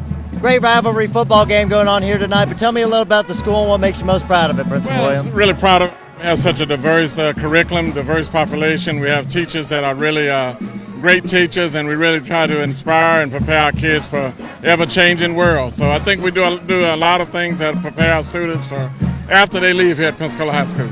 So what do you think the best-kept secret of Pensacola High School is? Best-kept secret is probably the best school in Northwest Florida. I'm kind of biased. You know, I graduated from here, and I taught here, and my whole career has been here, so I think it's a great place to teach and a great place to work, and we have a great history, great legacy, so I'm just really proud to be a Tiger. Thank you so much, Principal Williams. Back up to you guys. Thank you very much, Clayton, and proud to be a Tiger. Good to hear that, no doubt about it. A lot to be proud of, as you've been talking about all night, Jeff. A terrific legacy. This school's been around a long time, as has this rivalry. Every week, of course, as we bring you our halftime show, we also like to highlight some of these spectacular athletes presented by Levin Law. It's the Scholar Athlete. We're always glad to do that. And this week, she's just terrific. Her name's Akilah Reeves, a track star, a volleyball star, and of course, that's the athlete part. Scholar part, also a big deal here. She carries a 4.0, and we are so proud to present the Scholar Athlete Award to her. I feel great. I'm really honored to be able to have this reward, and I just want to thank all my coaches, my parents, everyone who supported me, my friends, the deans at PHS. Everyone here is really supportive, and I just love to thank them for everything that they've done for me. And I'd also like to thank Levin Papantonio for sponsoring this and giving me this award. But yeah, I did participate in sports. I went to Pensacola High School, as a matter of fact, back in the 60s. Played baseball for Fred Waters, who's a well-known baseball coach around here. Teamwork, that's the main thing that's to be learned from team sports. And nobody can do anything on their own. You need somebody to help you. And that's a great lesson to learn for anybody in life. He's in shotgun formation, no bats beside him. He's going to be flush left. He has room to run over here if he keeps it. He turns the corner. Padroni, if he didn't go out of bounds, he may be going a la Casa. South Carolina State Museum touchdown. Roger Padroni. They do come. Santos one-on-one coverage to the corner, and that ball is picked off. Nice job from Andrew Irvin. Irvin on the move. Not great, but picked up by Springfield. Good heads-up play. The Yellow Jackets take advantage of the defensive stop. Morris, wow. At the bottom. Oh, the ball. Nobody's looking at it. Inside the 5, gonna have to fall on it. And instead tried to pick it up and run. It's gonna be covered. Touchdown Redwood. Down to 12 seconds as the ball is snapped, and they're going fade to the end zone again. Maybe another Conway interference, or did he catch it? For a touchdown! Yep, man. And a big seam for Funk, and he hurdles a defender. Funk into the secondary, rumbles out to the 40-yard line. It's between themselves and the Spartans. Meckler, here's the reverse, and a flea flicker. Spencer, wide open, touchdown, Luke Miller. Earn your career in a year at Laughlin Technical College. The mission of Laughlin Tech is to prepare students for current and emergent high-demand careers through collaboration with community stakeholders. Expanding opportunities and access to training programs will provide a talent pipeline to meet regional workforce demands. From automotive to welding and legal administrative specialist, go to laughlintech.com for information about classes and registration.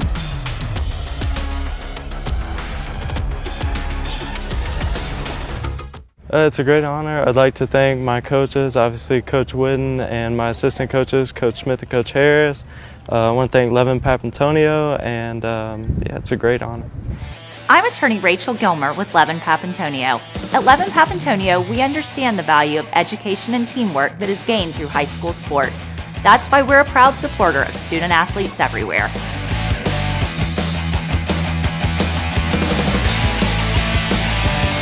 So we want to say congratulations there. That was Tyler Brown, who has a 4.0. He's football center and also he's a weightlifter here at PHS. Sports medicine is his future, carrying a 4.0, no doubt a bright future. So thanks to Levin Law for presenting us with two different scholar athletes tonight.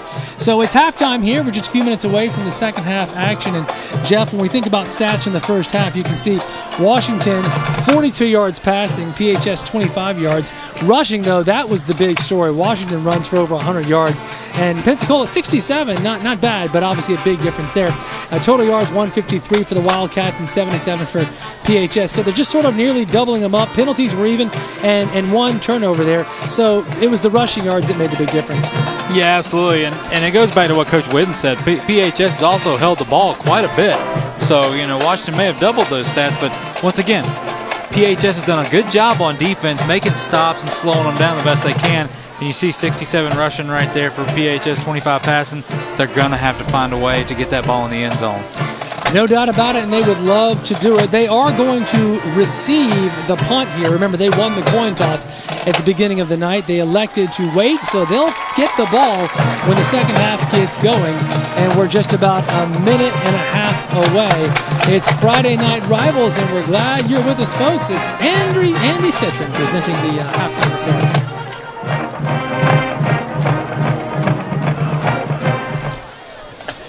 We're live, we're back. It's Friday Night Rivals. The second half is just moments away here. You can see the mascot saying, we'll do a little bit better. It's 17-0 in favor of Washington. We are hoping to hear from Coach Todd Leonard of PHS, and we'll get to Clayton here in just a minute. In fact, it looks like Coach Leonard may be making his way over now, so we'll hear from him in just a moment and maybe find out about some of the adjustments he's hoping to make here in the second half. With that in mind, it is Brownsville Welding who presents our halftime report. Let's go to Clayton now. Down here with Coach Leonard, obviously not the start you're looking to do going into the second half. What was the main message to your team going into the locker room? The main message was we got to cut out the mistakes. We've really given them 2 touchdowns with special teams with poor punts, not executing, and we just can't do that against a good team like this. I mean, this ball game ought to be 3-0. If we execute down here, who knows, 3-3, 7-3. We just can't give them a short field, and that's what we've done. So I went in and just challenged them to rise up, stop the mistakes, and get out here and let's play the second half as if it's 0-0 and see what we can do. Absolutely. I also want to talk to you about your fans, something I really noticed, especially going into the second half. They are 100% behind your guys' team. Talk a little bit about what the fans mean and generating some excitement for you guys. Well, the fans mean a lot. I think we've tried to inculcate this 12-man attitude here at Pensacola High School. I think it's starting to catch on. Our players play hard. I'm proud of it. They give maximum effort. We just got to cut out the mental mistakes. And the fans are very supportive. We've got a great staff, a great faculty, a great leadership at Pensacola High School. And so, I think that's kind of changed the atmosphere here this year. And now we just got to turn around on the football field. Thank you so much, Coach. Best of luck to you in the second half. Thank you, Clayton. Appreciate that. So we are just about ready to go, and 17-0 in favor of Washington. Looks like Calvin McCreary and Ty Thomas back for PHS. Student section right there in the smile cam for PHS. Camp. Yeah, now I want to see a smile. I see one in the back right there. There's the guy wearing the green shirt. He's got a little bit of smile. How can you be wearing that and not be smiling? Isn't that that's what I'm trying to say. Is that like something you have to do? But also, there you go. Guy in the middle, he's smiling. Now he gets it. Do they not? It's this Comfort Dental Smile Cam. They just don't know. Clearly. You need to get some signage down there. Look, a short kick. It's going to be fielded at the 25-yard line. Hit at about the 28-yard line. So, pretty good place to start for PHS here in the second half. And as Coach Leonard said, he made the case that it could have been 3-0. I don't know that it could have been 3-0, but I do know it's closer perhaps than that score would indicate. Yeah, it all depends on how you look at it. Yeah. So, yeah, but really, the defense has played well enough for it to be 3-0. Just the offense, they haven't been able to generate anything right there. It's just been so tough, and they turn around and put the defense in a bind. But regardless, you've got what you got, and you got to find a way to overcome. Like he said, he challenged his guys to rise up and quit the foolish mistakes. If a team beats you because they beat you, it's different than if you give them mistakes. So Nate Simmons, the lone man in the backfield, and he's going to roll out. Looks like they want to pass here on the first play from scrimmage in the second half. That's a loose ball. Just a great defensive play, and that's going to be a turnover on the first play, the exact opposite of what PHS was hoping to do. A tremendous hit. Yeah, absolutely. Mason Scruggs right there, the defensive end, the sophomore, 6'3", 220, coming up with the recovery. And right here for Simmons, hey, if it's not there, either throw it away or just run. You got to understand there's got to be pressure coming. You can't hang out there all day. And making right there from Simmons. No doubt about it. So a very good start for Washington here to get things rolling as they take over now at the 29-yard line. A short field to get things rolling for the Wildcats. So PHS defers and receives the punt, or the kickoff rather, to no avail because they give it away in one play. And just like that, we're going to see a big play, folks, and that may be it. That is a big one. That's Cameron Chisholm, who takes it all the way down to about the 3-yard line as he gets wide right and able to pick up big yardage. That's a 26-yard gain. We're only 20 seconds into the second half. Yeah, the Bob Tyler Toyota instant replay. Look at the hard running. Watch this boom right there delivering the blow when the defensive guy is supposed to be delivering it to him. Boy, oh boy, this is not a good start for PHS coming out of half. The Synovus red zone for sure, all the way down to about the 3-yard line, and Washington loving to strike early, and they've got a legit shot to do so here with Robert Sherlock at the quarterback. Watch a quick snap right here. Of course, Cameron Chisholm is back there. He's going to get the handoff. He's going to take it up the middle. He's going to get in, and that's a touchdown. And I believe it's Cameron Chisholm's second of the night.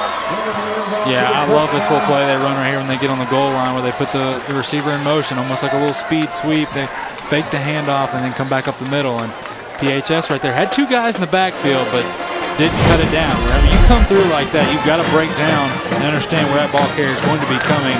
And Chisholm was going one place, and it was the end zone. And we've talked all night about Chisholm and how hard he is to take down, and we saw it again there. A high snap, but a great hold, and the extra point is good. It's 24-0 Washington. So only 26 seconds into the third quarter, we've seen a turnover, a big run, and a touchdown run from Washington. They now lead it big time, 24-0. It's Friday Night Rivals here at PHS. We will be right back.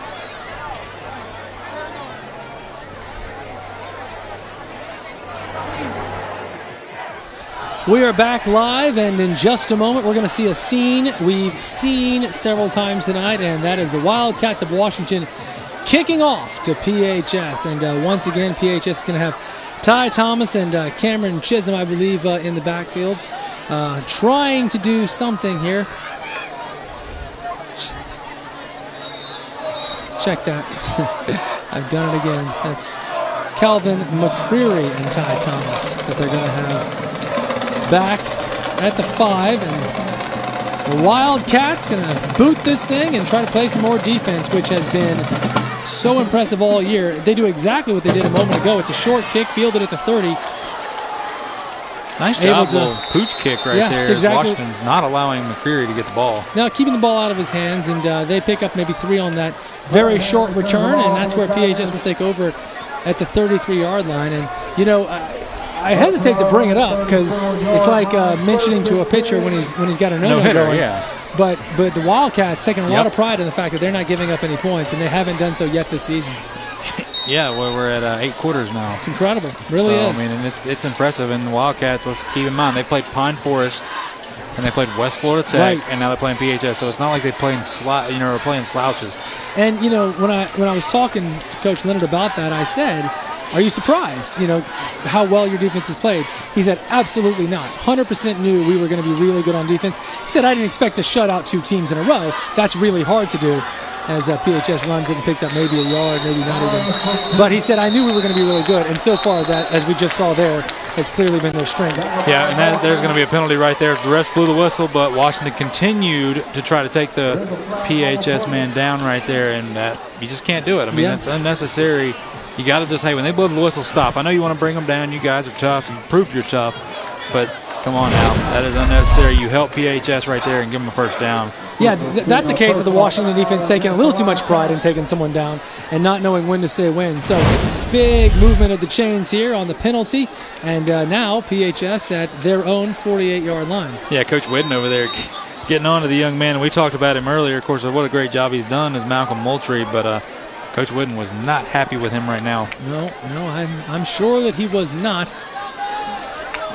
And it looks like Ty Thomas back at quarterback. We've seen that a few times tonight. He's going to keep the ball himself and not able to get anything, as has been the case so frequently for so many against Washington's defense. Yeah, McCreary right there at QB and trying to mix it up, but there's just nothing there. I mean, like you said, even with Severson, out, and he's out for the game. We saw him on crutches earlier. I haven't been able to get word on what it was or what they think it is. But, man, oh, man, this defensive line has not skipped a beat. No, they have not. And I'm glad you said that. We are trying to find out, and if we can get one on Severson, we'll get you an update. He's a premier Gulf Coast football player. As you said, offers from all over the place. So we're hoping to find out and certainly hope that his injury isn't too bad. Second down now and 9. And could be a face mask there. Yep, face mask for sure. So this is what Coach Whidden was talking about, just some unnecessary penalties right there. And so you've got the late hit, and now you've got a face mask, and it's just things that, for Washington, they've done so well. But when you're playing the really good teams, when you're in a tight battle and you can't afford to give up anything, this is what's going to hurt you. This could be the difference in a ball game. Right. Yep. It may not hurt them that much tonight, but you're right. You're playing somebody and it's 13-all late in the game. That's a big deal. And this is a huge penalty. This is about 30 yards in penalties we've seen this drive from PHS. Yep. And they're all the way down now at the 39-yard line. And this is about as deep as we've seen them. I mean, they've been around here a couple of times tonight. Yeah, it's now or never if you're PHS. You got to find a way to break that 0 right there on the board. And this time they're going to hand it off. A little bit of a sweep there, but that's not going to garner much. That's Ty Thomas, who I don't even think got back to the line of scrimmage. No, really good job once again, just by pursuit. And that's the thing that's impressed me the most with this Washington defense is just the pursuit they've had all night long. So it looks like he did lose a yard, and that's going to bring up 2nd and 11 now, right at the 35-yard line. Yeah, you see that big young man right there, Malcolm Moultrie. That is a big fella at 300+. Yep. Simmons back now at quarterback after a couple of snaps for Thomas. Coach liking to mix it up tonight, and Simmons is going to throw it. An incomplete pass. That'll bring up 3rd down and 11. Yeah, good job right there by number 32, Marvin Bryan, applying the pressure, not allowing Simmons to sit back there. And good coverage once again, and it's kind of just the same old thing. I mean, Washington just playing that lockdown defense. They're playing press man coverage on the outside, trying to force them. Hey, we dare you to throw it over our heads. We don't believe you can do it, and so far they haven't been able to. And I'd be very interested to know, we've seen them now mixing up the quarterback a couple of times. Nate Simmons was starting quarterback. He's played most of the game.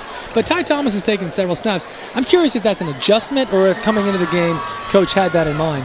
I think it's a different package for them, maybe a speed package. So third down now and long, 3rd and 11. Simmons rolls out, couldn't find his man. He's taken down by a big man. Yikes. I mean, that's one where you're just glad you're in the booth as you watch it right here. Simmons just trying to make something happen, trying to find a spark here. Watch his steps back, and then, 300 pounds right there. Yikes. Ugh. So it looks like PHS is going to punt as they are making the change there. And we've seen a couple of punts tonight. They have not gone great. That's Jacob Leonard, who is a punter for PHS and still finding his way a little bit. It's 4th down and 11. He's back at about the 47-yard line. And it looks like Washington may get some decent field position out of this. Yeah, Preston Boson back there to receive again. Let's see if Leonard can get it to him this time. Takes his time, and he gets off a terrific punt this time. Fair catch called by Bozeman. So a little redemption there for Jacob Leonard. That's good to see. That's a terrific punt. Really good punt right there. Man, oh, man. No doubt. And so Washington, deep in their own territory, at about the 12-yard line. Check that, at about the 6-yard line. My apologies. We'll take over and see what they can do. 8:34 to play.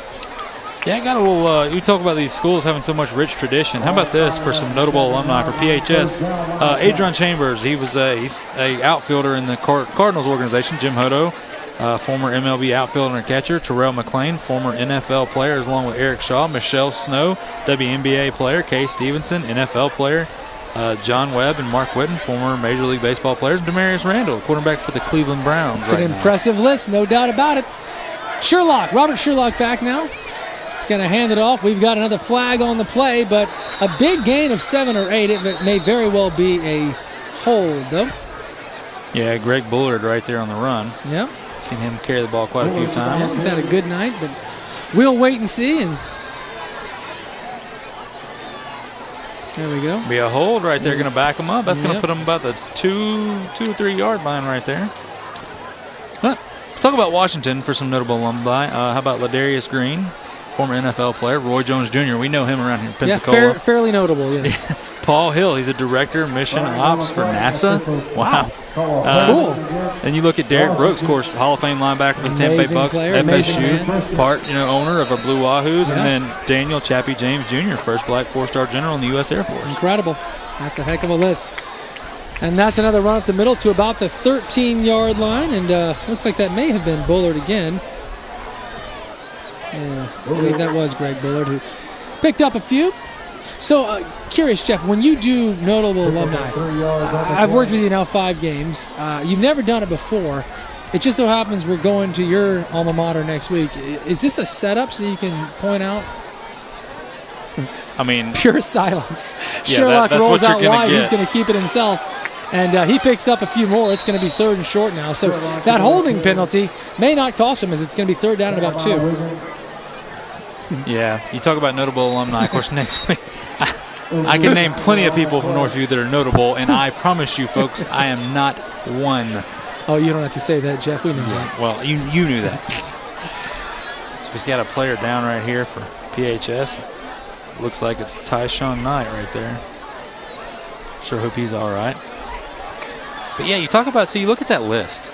Yeah. Just of notable alum. This from these 2 schools. There's plenty more, I promise. No doubt. I was trying to go for the sports, especially until I found the NASA there. I was Gotta like, mention wow, that. That's really cool. good. Yeah. And of course, Chappie James Jr. Everybody knows him. Of course. I mean, this is just. Well, you mentioned earlier, and both these schools are more than 100 years old, so no surprise that we have such a distinguished list of alumni from PHS and from Washington. Terrific to see the young man get up off the field and walking himself, so that is great to see. Love it. Well, talk about, notable things, especially, once again, we said it earlier, but it's the 10-year anniversary of the state championship game for PHS. Yes, sir. That's right. They won the 3A state championship back in 2009. And good memories for PHS. Now to bad memories. Of course, it was coming up on the 15th anniversary. You mentioned a hurricane earlier. Coming up on the 15th anniversary of Hurricane Ivan's landfall, September 16th, 2004. That was a very bad. You'll never forget that one if you're from Pensacola area for sure. 3rd down and 2, and this time they come back to Bullard, and I think he may have converted. It's going to be close. I think the mini hurdle got him the first. I think so. It did. They're going to move the chain. So it's an Anderson Subaru 1st and 10, and Washington happy to convert after that penalty at the beginning of the drive set him back a little bit. Washington speeding up right here. They're trying to catch PHS off guard, and it looks like they They did. They sure did. That's Greg Bullard, who all of a sudden is getting the ball on every other play and picks up a couple of yards this time. Yeah, PHS, you see them standing around, hands on their hips right there, trying to get the call. And Washington took advantage of it right there. And, hey, Coach Whidden taking what he can get right here. Yep.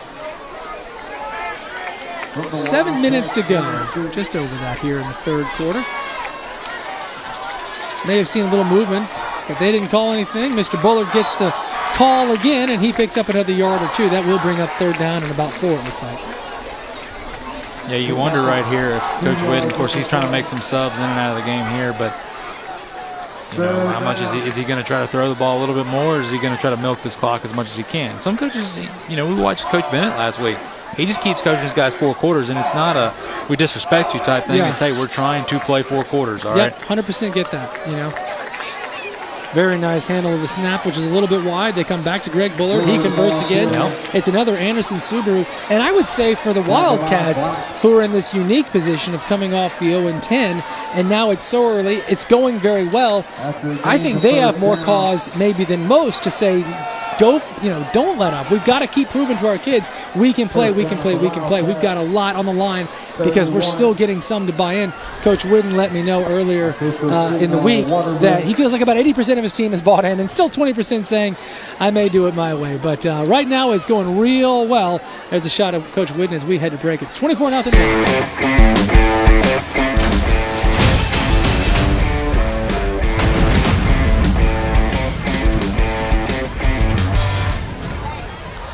We're back live. It's Friday Night Rivals. As you can see, Washington up big on Pensacola, 24-0. 6:25 to go here in the third quarter. Washington's got a 1st and 10. They're at their own 30-yard line.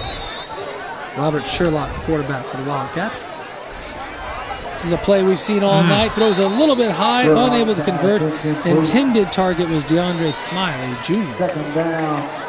Yeah, Calvin McCreary right there. Looks like he was about to make that play as he read that directly from the quarterback.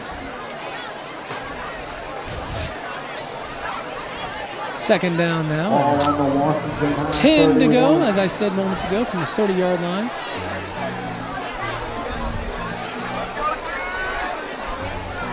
Man in motion, not able to do much with it. A terrific defensive play. Just a huge play by PHS there. Yeah, Tristan Reynolds right there, number 57. Boy, best play we've seen from him all night defensively. Yeah, and he's been doing all he can all night long. It's been tough sledding for him, but you see right there, these guys they're not giving up anytime soon, and that's what Coach Leonard wants. And it's second down now and long, about 15. Check that third down and 15. And Robert Sherlock here gonna try and convert. This time he'll back up. He's going to throw right over the middle. He's got a man wide open, and this is going to go for big yardage, folks, at the 30, the 25, the 20, down to the 10, and pulled out at about the 8-yard line. That's Jamar A. Black with a huge play for the Washington Wildcats, converting on 3rd and 15 for a big game. Yeah, we've said his name quite a few times tonight. Of course, he had a touchdown earlier. Look at the young man run right there. Boy, oh boy, he's just running straight down the field. He no shake and bake or nothing. He's using that pure speed. Really, really good job right there as PHS got caught in some zone defense. It's a 74-yard gain, the biggest of the night by a long shot for the Wildcats. Now in the Synovus red zone. 1st and goal from the 8-yard line. They're going to hand this thing back off to Greg Bullard, who's been playing big for him all night. He gets it down. He's still on his feet, and he crosses. What a run. That's touchdown, Greg Bullard, and 2 quick plays from the Wildcats, and they now lead it 30-0. How about the second effort right there for Greg Bullard? He is the backup running back. Then again, nobody is a backup here at Washington. These guys all play. I'm going to tell you something right there. That was impressive. It looked like they had him stopped, but I'm more impressed right there with the line, the way they blocked up front. Those big buffet busters really making it easy for them, and then you see him dive in the end zone. Yep, you see the Comfort Dental smile cam right there, and boy, everybody that's wearing blue tonight has a lot to be happy with. The kick is up. The kick is good. He's had a big night.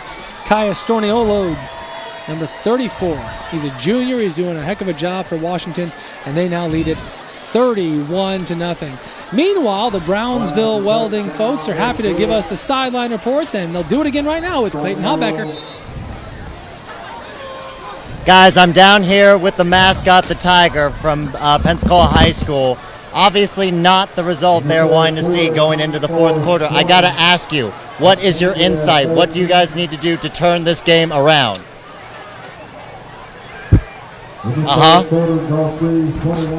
No, I see. No, that's brilliant. Guys, I think this is going to be your next head coach at a high school football team near you. That was insightful.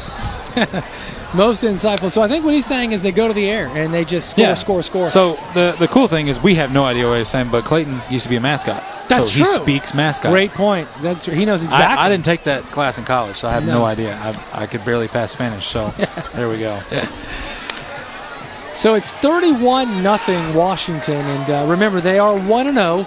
They week number 1, a disturbance in the stands led to a cancellation of the game, so there was no declared winner. It was 0-0 when that happened. So remember, because of that, and then last week's shutout they pitched against West Florida, they've yet to give up a point now midway through the third, and they are looking very good and not looking like a team that went 0-10 last year. There's another short kick as they're just playing it safe on those, and that's fielded at the 33-yard line, and that's where PHS is going to take over. Yeah, Dontarius Cunningham right there, just making sure he secures the ball. I'm sure he wanted to catch it in the air and run with it for a little bit, but hey, regardless, you just need to make sure you possess the ball, and he does that right there. Well, and Washington clearly has decided we're not going to kick this thing anywhere near Calvin McCreary all night, and Ty Thomas also is not going to get his hands on the ball if we have anything to say about it. Yeah, I mean, I think this is more of a gut check right here for PHS. You know, you're down 31-0. Chances to come back are slim. Let's just be honest, and it is what it is. Right now, it's more about pride, and are you willing to fight for 4 quarters, and are you willing to break that streak? If anything, PHS would love nothing more than to break that scoreless streak for Washington. It's going to be a small game there. That's Katie Whitehurst who gets the call and might have picked up a yard. And Jeff, I agree with you. You know, I don't mind saying I think it's unlikely PHS comes back and wins this game. And probably at this point, you know, it does become about setting different goals. And I think you're right. I think they'd love to be the team that finally scores against Washington. Oh, yeah, for sure. You know, we talk about scores. We got a few of them. You look at Escambia. How about this? Me and you were talking about this at break. Escambia 13, Pine Forest 20 in the third quarter. Boy, that's a heck of a game. 2 big rivals. No doubt about it. You know, Escambia looked great last week, and one of the best teams, I think, in Northwest Florida. And the Washington swarming defense able to take Simmons down there for another loss. It's going to be 3rd and long. Speaking of some more scores, you remember Shane, right? The mysterious Shane last week. Oh, your boy. Yeah, well, Navarre right now 21 and Milton 7. Of course, Shane's not watching. He's playing his own softball game. And they won, though. He wanted to let me know and tell you they won. So, but his team's not winning. All right, his high school's not winning. No. Let's just make sure. Well, you can't win them all, Shane. Well, it's because he's not watching, you know? Exactly. You got to be dedicated or not. Ask an Alabama fan, they'll tell you. Yeah. It's 3rd down and 15, and it's just nothing but long play after long play for PHS. So Simmons, of course, back out of the shotgun. Nobody back there with him as he's got 5 different guys out wide, and he's going to try and find one of them for a big play here. Really he is nice able to pass. complete the pass. I'll check that. I'm sorry. The pass was dropped just as I start to say it. So that's Katie Whitehurst not able to reel it in. It's 4th and long, and despite the fact that it's 31-0, I think PHS deep in their own territory is going to have to punt this thing away. Yeah, and a good pass right there by Simmons, but Whitehurst not able to hang on, and that's, I mean, it wouldn't have given them the first down anyway, Yeah. but it made it a whole lot easier, and that's kind of been the night for PHS tonight. Most definitely not their night. But how about this? Once again, Washington bails PHS out with a flag. And a big flag, folks, and yeah. That's automatic It's first down. automatic first down. Man, oh man. And this is something Coach Whidden's going to have to go back to the film. You're up 31-0. Let's get something clear. Good job. That's what he's going to say. Good job. But against top-tier talent, when you're up there and it's a nail biter, it's 13-13 or something, man, you cannot have these bonehead penalties. Nope, that's the important point, is you got to forget about tonight and what it means big picture. And this time around, it's going to be Calvin McCreary who gets the call and picks up a couple. I'll tell you one thing, these PHS fans, PHS fans in the band, they haven't given up. The band is awesome. Loud, yeah, yes. The band is awesome. They do. Both these bands do a fantastic job. Yep. So a pickup there of about 3. And now at the 47-yard line, PHS will continue the effort. 2nd and 7. Simmons has a man. Nope. Oh, it's going to be picked off.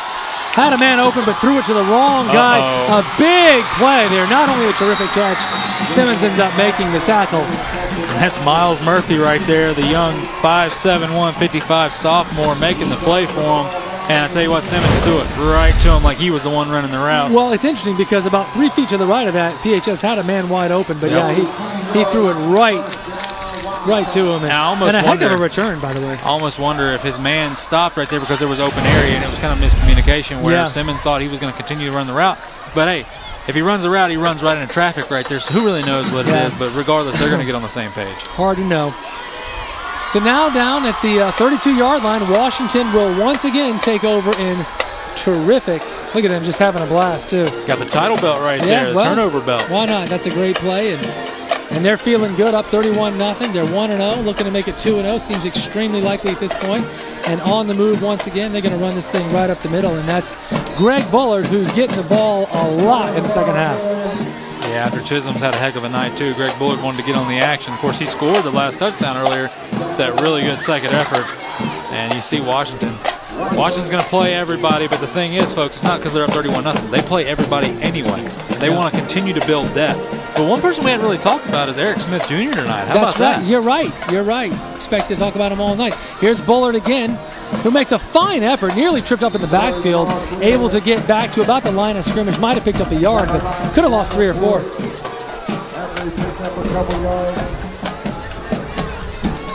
We got a new quarterback right here for the Wildcats, but he is not on our roster that we were given by Coach. So. Well, that's unfortunate. That makes it harder. He is the mysterious number 13. Oh, yes. Gotta hate that. He's going to roll out here, and he's going to fumble it. And this, mercy. Oh, boy. I tell you what, we talk about scoreless streaks right there. If he would have scooped, he may have scored and broke that scoreless streak right there. But then again, here's the thing. Does it count if it's a fumble? Good question. Does it go against it can't go against the defense. They did their job. Yes. I'll tell you, for a brief moment there, I thought he was going to pick that up and run it. And that could have been the first point scored against Washington all year, which would not have been against their defense. But it gives up points, so that breaks their streak regardless. Breaks the shutout. Everybody's mad. How about that? But regardless, he just jumped on it. Good job recovering it, by the way. Yep. Oh, the what ifs. Wouldas, couldas, shouldas. Sideline warning for Washington right there. Is that brought to you by Brownsville? The sideline warning? That's brought to you by Christian Garmin Incorporated. It's a fine tackle in the backfield there.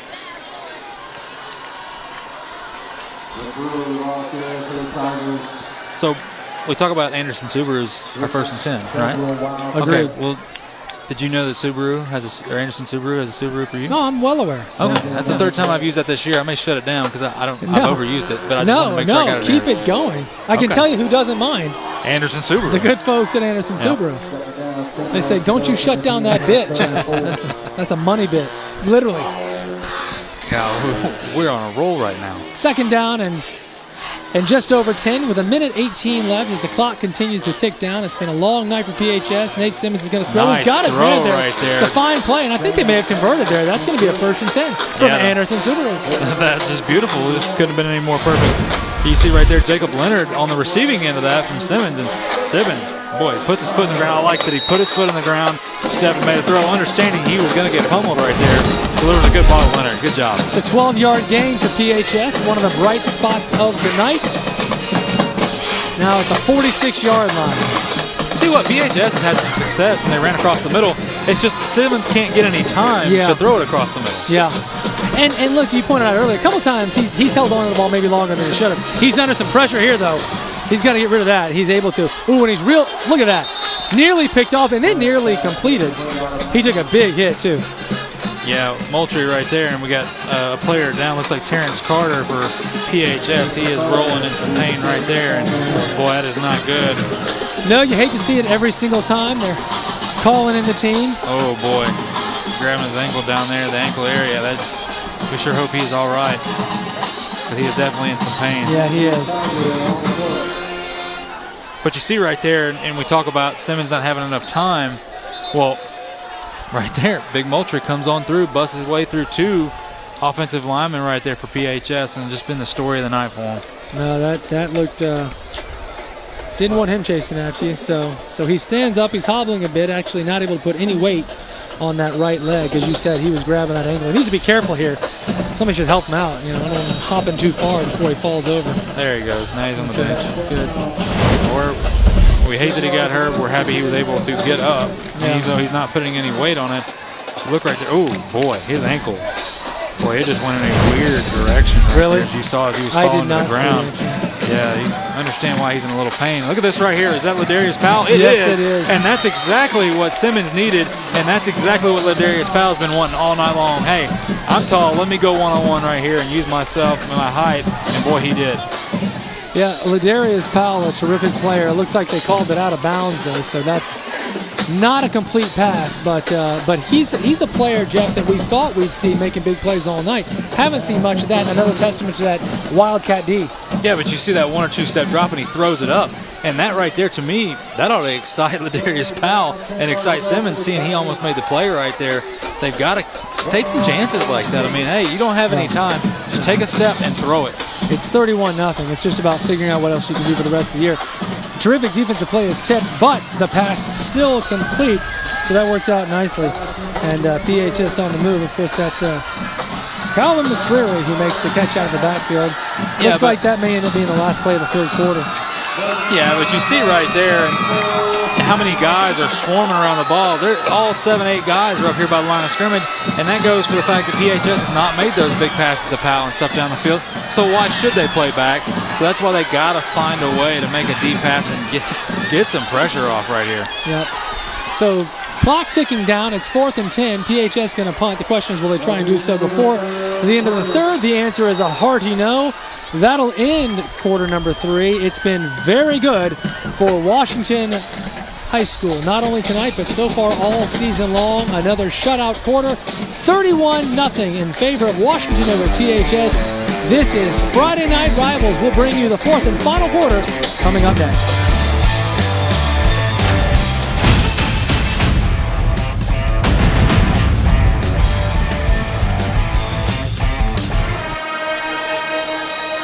So a little bit of action while we were away there. As you can see, 13 seconds have ticked off the clock. We were able to see the punt and then a fine return, actually about a 30-yard return. Sadly, though, we ended up with an injury on the play. Yeah, it looks like number 27 Xavier Brooks over there. And the referees are going to wave off the flag. It'll be a first down for Washington right there. I sure hope he's all right. He's still down right there. We've seen several injuries tonight. And hate to see it every single time. They're around that knee area, and you never like to see that right there. I'll tell you one thing, and it's been to how awesome, beautiful of a night, I should say, it is. No cramps. Yeah, that's true. Not as humid, which of course can lead to those cramps. But you know, in a game that's kind of a blowout, and at this point we know Washington's going to win this thing. You know, you just hate to see injuries at this point. It's like you almost just wish the clock would start ticking. You know? Yeah, it's man, oh man. Sure hope he's all right. We've seen a couple people, like we said, go down. Of course, Severson went down earlier. Yeah. And he's not, I mean, he doesn't want to put any weight on that right leg at all. Terrence Carter's still on the bench over here on the PHS sideline as he got hurt earlier. Injured moments ago. Now Xavier Brooks goes down. And Severson, of course.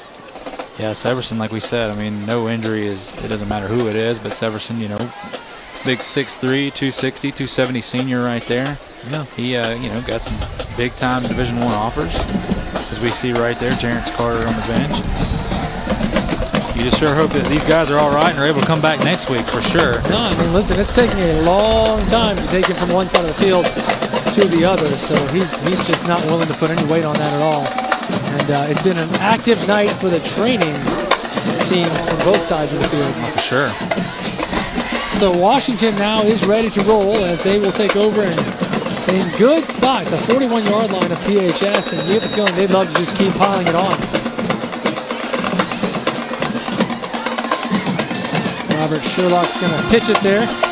Yeah, Blessed Hayes right there on the carry. I believe that's his first. Yeah, haven't carry said his tonight. name tonight, no, but Once again, nice pickup. Another sophomore right there for Coach Whidden in that Wildcat squad. We see the bobsled Toyota instant replay and that toss. And I want to make a note about that toss forward right there. That is one of the safest plays. You know, normally they used to run that play behind the quarterback, but when you toss it forward, if he fumbles it, it's an incomplete pass, right. and that's why teams run it so much. You see it in college and the NFL. Very safe, yeah. So a 7-yard gain brings up 2nd down and 3 here. They're going to keep it right there on the ground. Looks like Greg Bullard, who's in some trouble, but spins out of it for a brief moment, able to actually end up picking up a couple of yards. Pretty significant because it didn't look like he was going to get anything. He just put a spin move on both those defenders right there. Video game style. Yeah, he's so hard to tackle. They did a good job right there preventing him from getting the first down. It looks like he's just going to be just a hair short.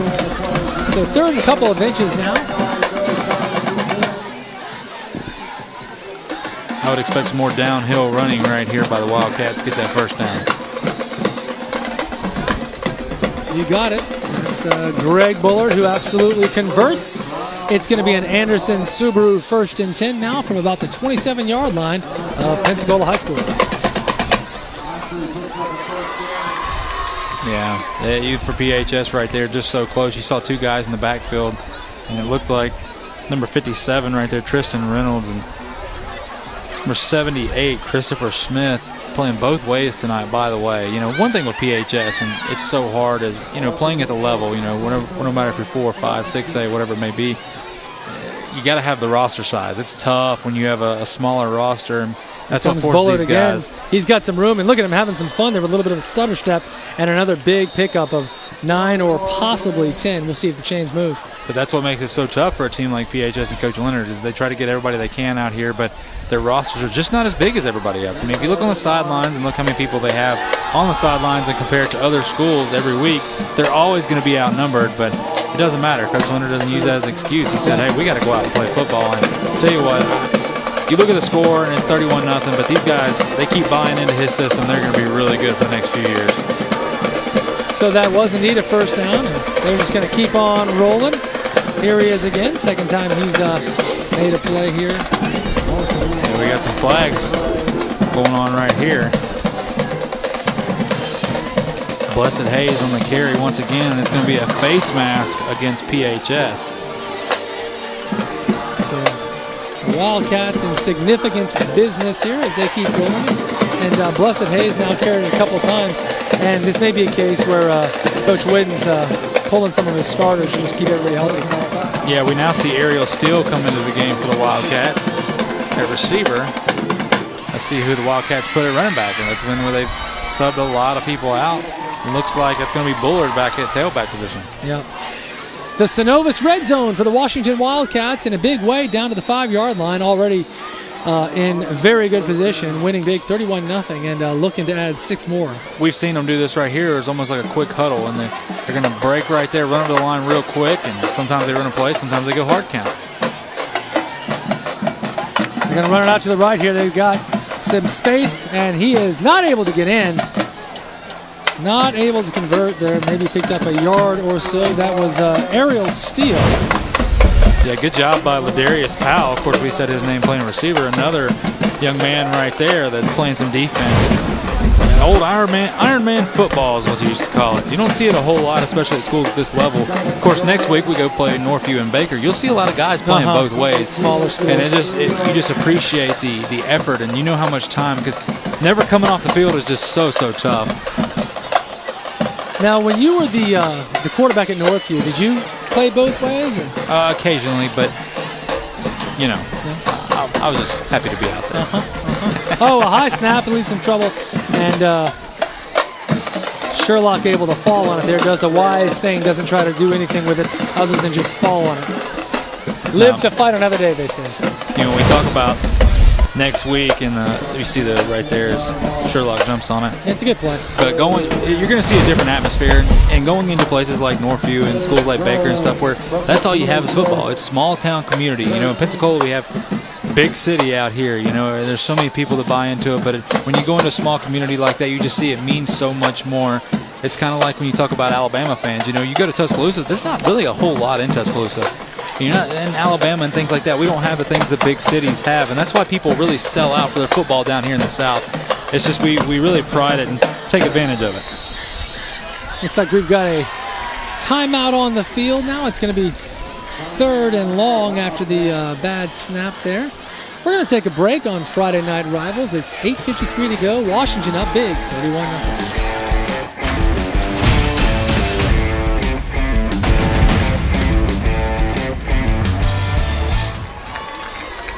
Friday Night Rivals, the Comfort Dental Smile Cam. Oh, I love it when they smile on cue. Look at that. Despite the score.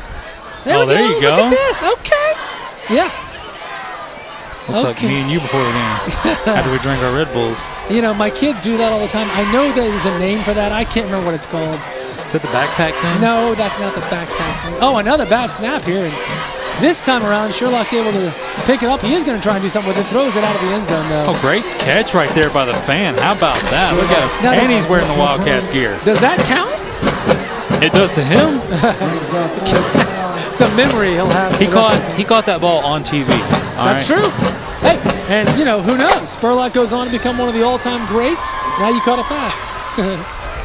Yeah, that right there was impressive. I mean, did he one-hand that? I don't know. Let's see. I feel like he just cradled it right there, just boom. Like he was just drinking his drink, you know, talking. He's like, yeah, what's up? Where is he? Oh, yeah. Oh, I got that. Yeah, well, I believe he one-handed that. Big Just time. look, Big while time. he kept his conversation. Oh, by the way, a field goal attempt is up. That's going to be wide left, so PHS able to hold the Wildcats. They don't convert.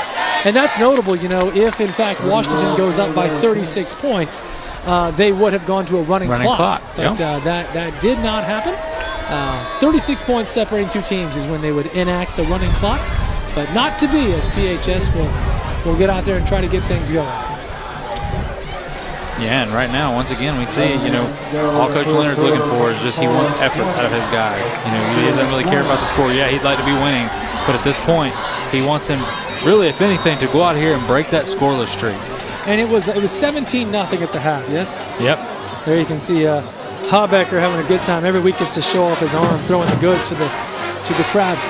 Remember that that Coach Leonard talked about the fact that he was hoping his team would look at it as 0-0 and see what happens in the second half. So with that in mind, it'd be 14-0. Simmons wants to go long, and he's got a man wide open. There he is. It's Powell, who is so big. This time he is able to make the catch, and that's a big gain for PHS. Yeah, really, really big gain right there, and that's what we've been talking about. They needed to go to this earlier in the game. Too little, too late, but nonetheless, really, look at the soft hands right here. Yeah. Just silky smooth, gets both feet in, and oh man, what could have been. So Darius Powell on the reception there, able to pick up 22 at an Anderson Subaru 1st and 10. PHS now at the 42-yard line.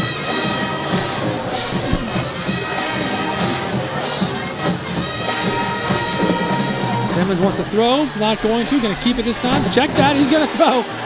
But a little miscommunication there. I don't think he could make up his mind and thought at the last second, hey, why not? Got Jacob Leonard open around the 45-yard line. Yeah, I think Leonard actually, you know, he was running across the field, and then Leonard kind of was going like he was going to block because he thought he was going to run. Right. He said, what, you threw it? I had your block, man. What had happened was... Yeah, exactly. I'll tell you what, though, that PHS band, there's no quitting now. Oh, no, they're good. And like we said, they're really good, and Washington's is good too. But yes. PHS, we're over here on their side, and they are just getting down. Look at the band director, too, just all in. He's got his own platform. We need a platform very like that. Nice indeed, no doubt.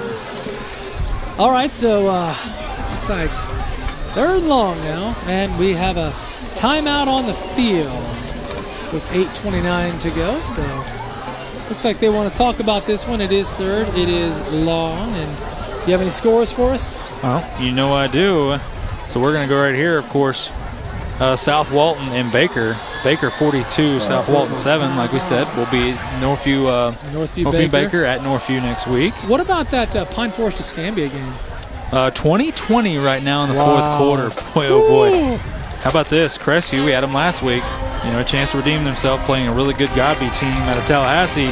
And they are losing right now, 20-27 in the fourth. Wow, great game. Navarre and Milton still Navarre 21, Milton 7 in the third quarter. Gulf Breeze goes up right now in Choctaw, 27-24. Your boys over there at Pensacola Catholic, how about this? 23-6 over the West Florida Jags in the third quarter. I am a proud Crusader. So a low snap, Simmons handles it, able to complete the pass here. Back to Calvin McCreary, who's picks up several there. He got about 5. Got a flag back here in the backfield.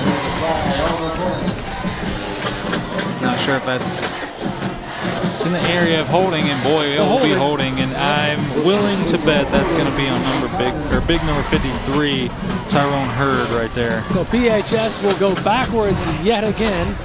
They're going to replay second down, but it's going to be a whole lot longer to go. All the way back now at the 23-yard line, and they've got to get to the 47 of Washington.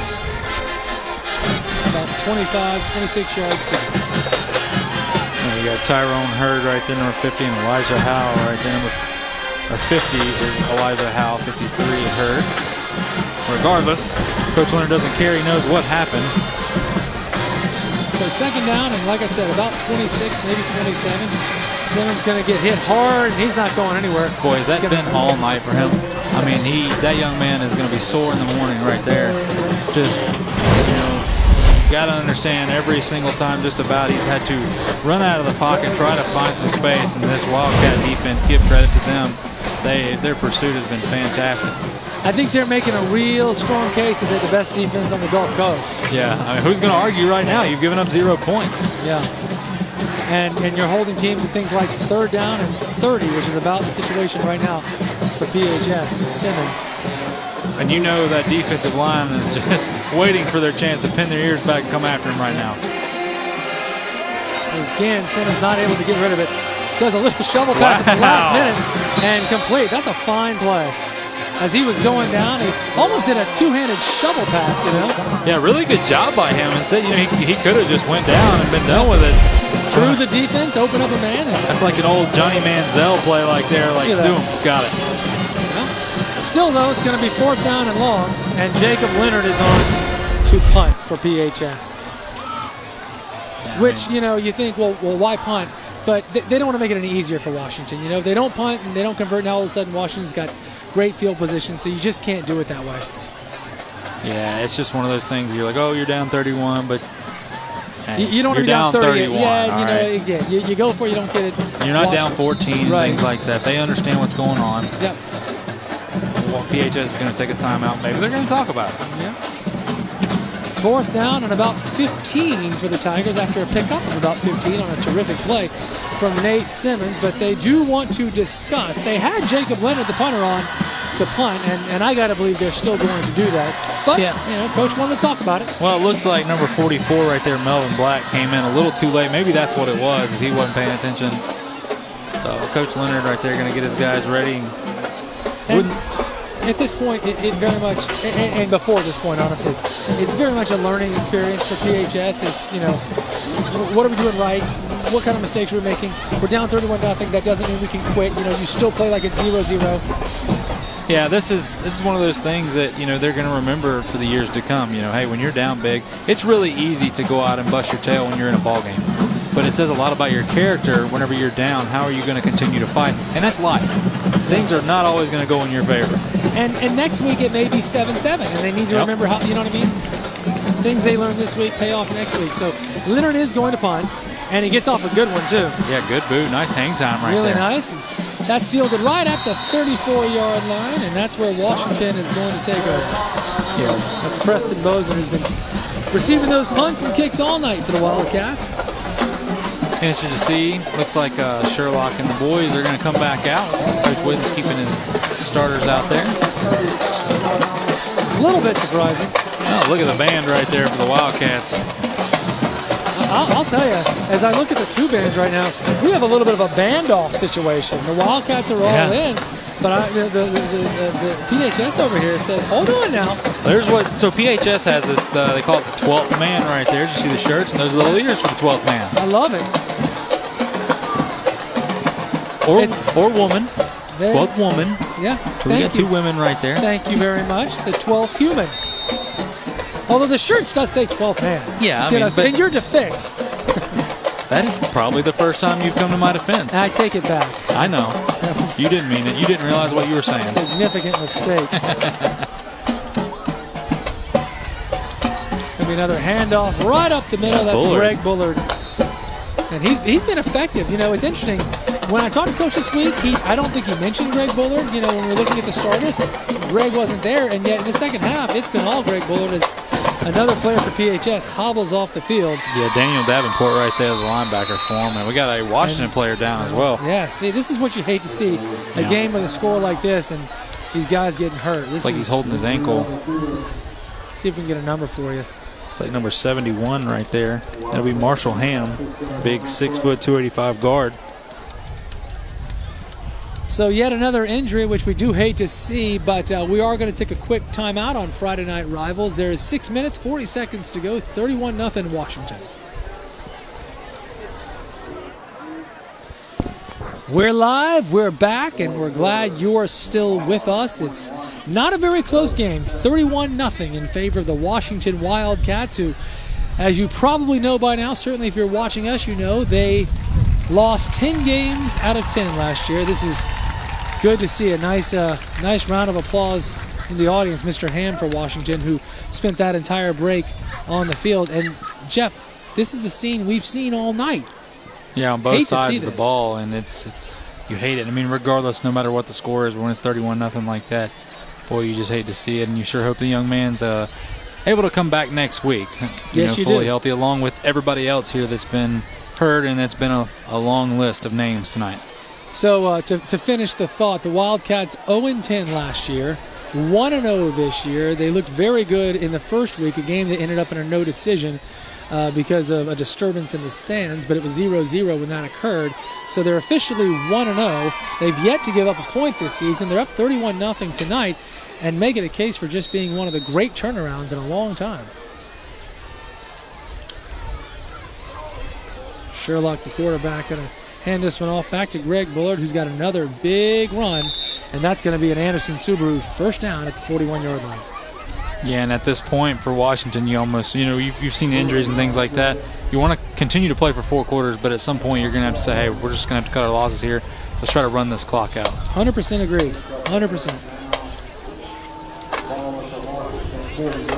Speaking of that, the clock is at 6:12, and you do get the feeling that the Wildcats may keep it on the ground a whole lot here just to keep the clock moving, especially, when you're gaining 15, why not anyway, right? Oh, absolutely. They're going to do it again, and I believe that was, once again, Mr. Bullard. It sure was. Picks up a couple. Is the PHS band playing Old Town Road? Are they? I believe they are. How about that? Have you not heard that? No. Oh, wow. All right, Lil Nas X. You need to look this up at the game. Okay. Old Town Road. It's been like the #1 hit for like the past 2 months or something. Oh, really? So it's not a sports podcast? Because that's all I listen to. No, it's not. They don't play that on the Dan Patrick Show? No, they have before, actually. That's true. That might be Dan Patrick Show plays everything. That's true. Shout out to Dan. He's watching tonight. He definitely is watching. Big fan, I think. Second down and 7. Another handoff this time. Bullard's going to come out wide, and he's got some room, and he's still on his feet. A terrific run, and he's just Mr. First Down as it's another Anderson Subaru 1st and 10. Well, he just glides. Yeah, he's looking great. It's like minimal effort. He's just around there. Like he's got skates on. Just for a moment, right here, I thought he may take off. Yep. 5:08 to go, a 14-yard gain. I'm just going to say, if you got Greg Bullard on your fantasy team, you're pretty happy tonight. Please, you know what? Don't even joke about high school fantasy. That's a scary thought. thought. People are probably upset because the Packers-Bears game last night, unless you had the Packers D, maybe you were fairly upset. All right? No doubt. Who knew they were going to be, 13 points in an NFL game? If you had Mitch Trubisky, you might have been fairly upset as well. If you had that would be the key. Had Mitch Trubisky. You may not have him anymore. Traded him today. Here's Bullard again. He's going to pick up a couple.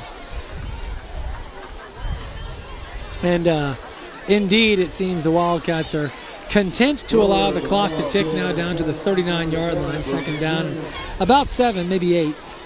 Yeah, and you see, trying to run the football, whatever, but that doesn't mean anything to Mr. Bullard. He he's trying to score every time he gets the ball. 100% he is. Yeah, I think he's just fine with the let's run the football. Yeah, absolutely. We should do more of that at all times. Let's see, last week, we didn't have very many carries last week. No? Well, I'm telling you, when I talked to Coach, I don't even think we talked about him. If my stats are correct, he had 0 carries last week. And let me say, folks, that's a big if. Well, this is from Max Preps. All right, this is what we're giving. The coaches, they supply it to us from Max Preps. Max Prep is not always right, but it's pretty consistent. So that's going to be against the Wildcats. It's a false start, and that'll bring up 2nd down and 12 versus 2nd down and 7.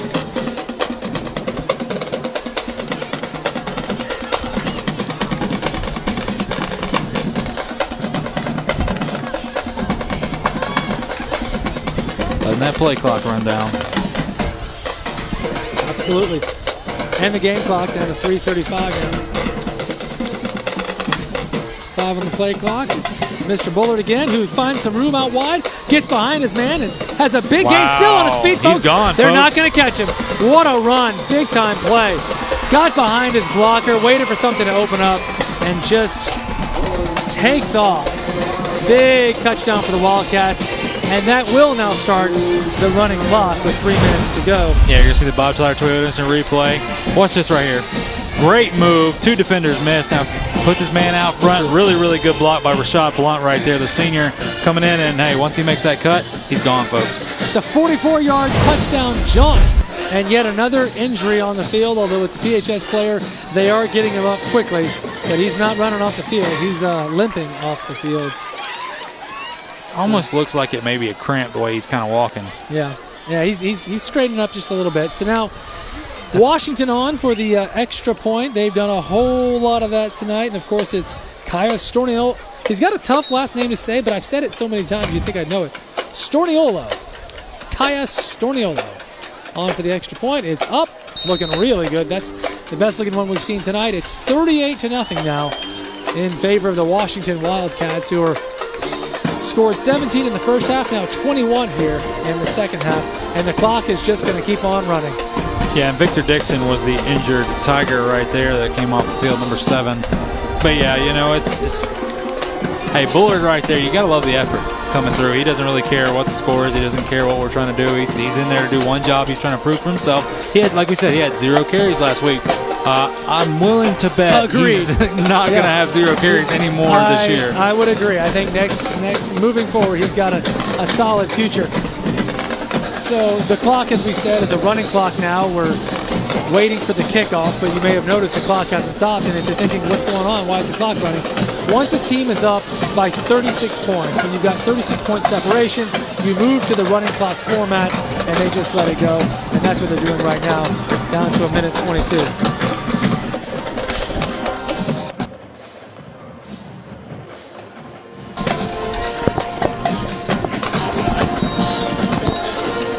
Minute 10.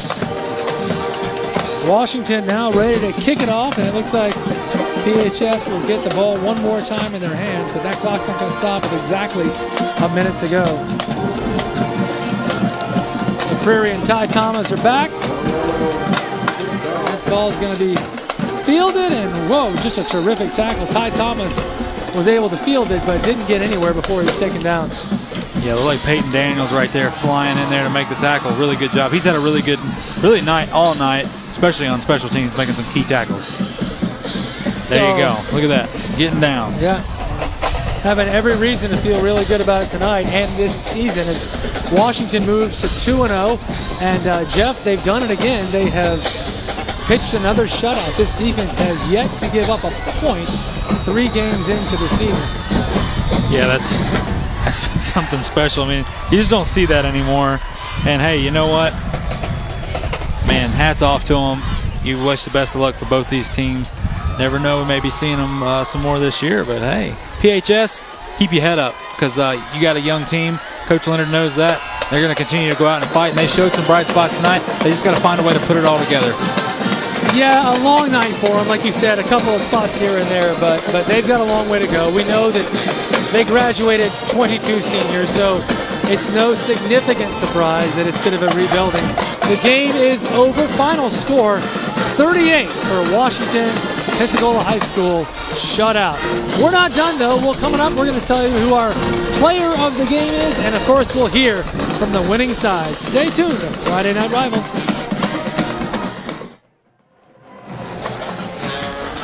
We are back. It's Friday Night Rivals. The Washington Wildcats defeating Pensacola High School 38-0. So you know what comes next. It's the trophy ceremony. So with Brownsville Welding sideline report, here is Clayton Habecker. Hey guys, down here with Coach Whitten. Absolutely dominating performance on the road from both your offense and defense. Tell me a little bit more about your defense. As I'm sure you know, you guys have given up 0 points on the season. Yeah, that was a big goal coming into the game. We're going to just trying to see how many quarters we can go just keeping a goose egg up on the board. We've done it now for 11 straight. Hopefully we can keep this thing rolling next week versus Gulf Breeze. Well, congratulations, guys. Win a great rivalry game on the road. I will not keep this from you any longer. Congratulations to you guys. Enjoy your trophy.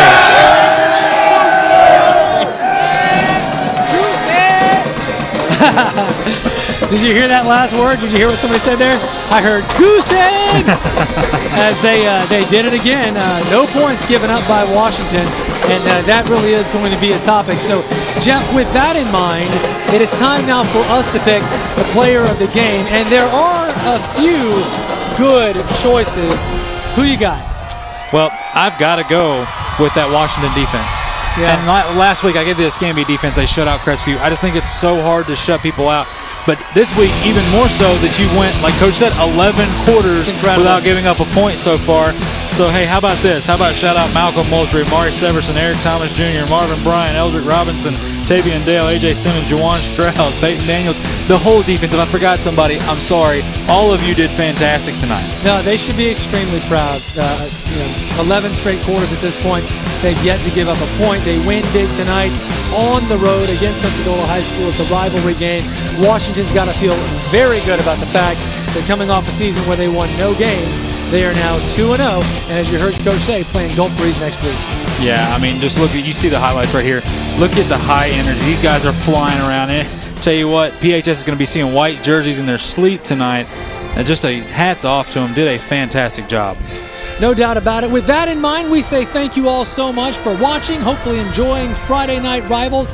The final score here, the Washington Wildcats 38, Pensacola High School nothing. Next week, we are live from Northview High School.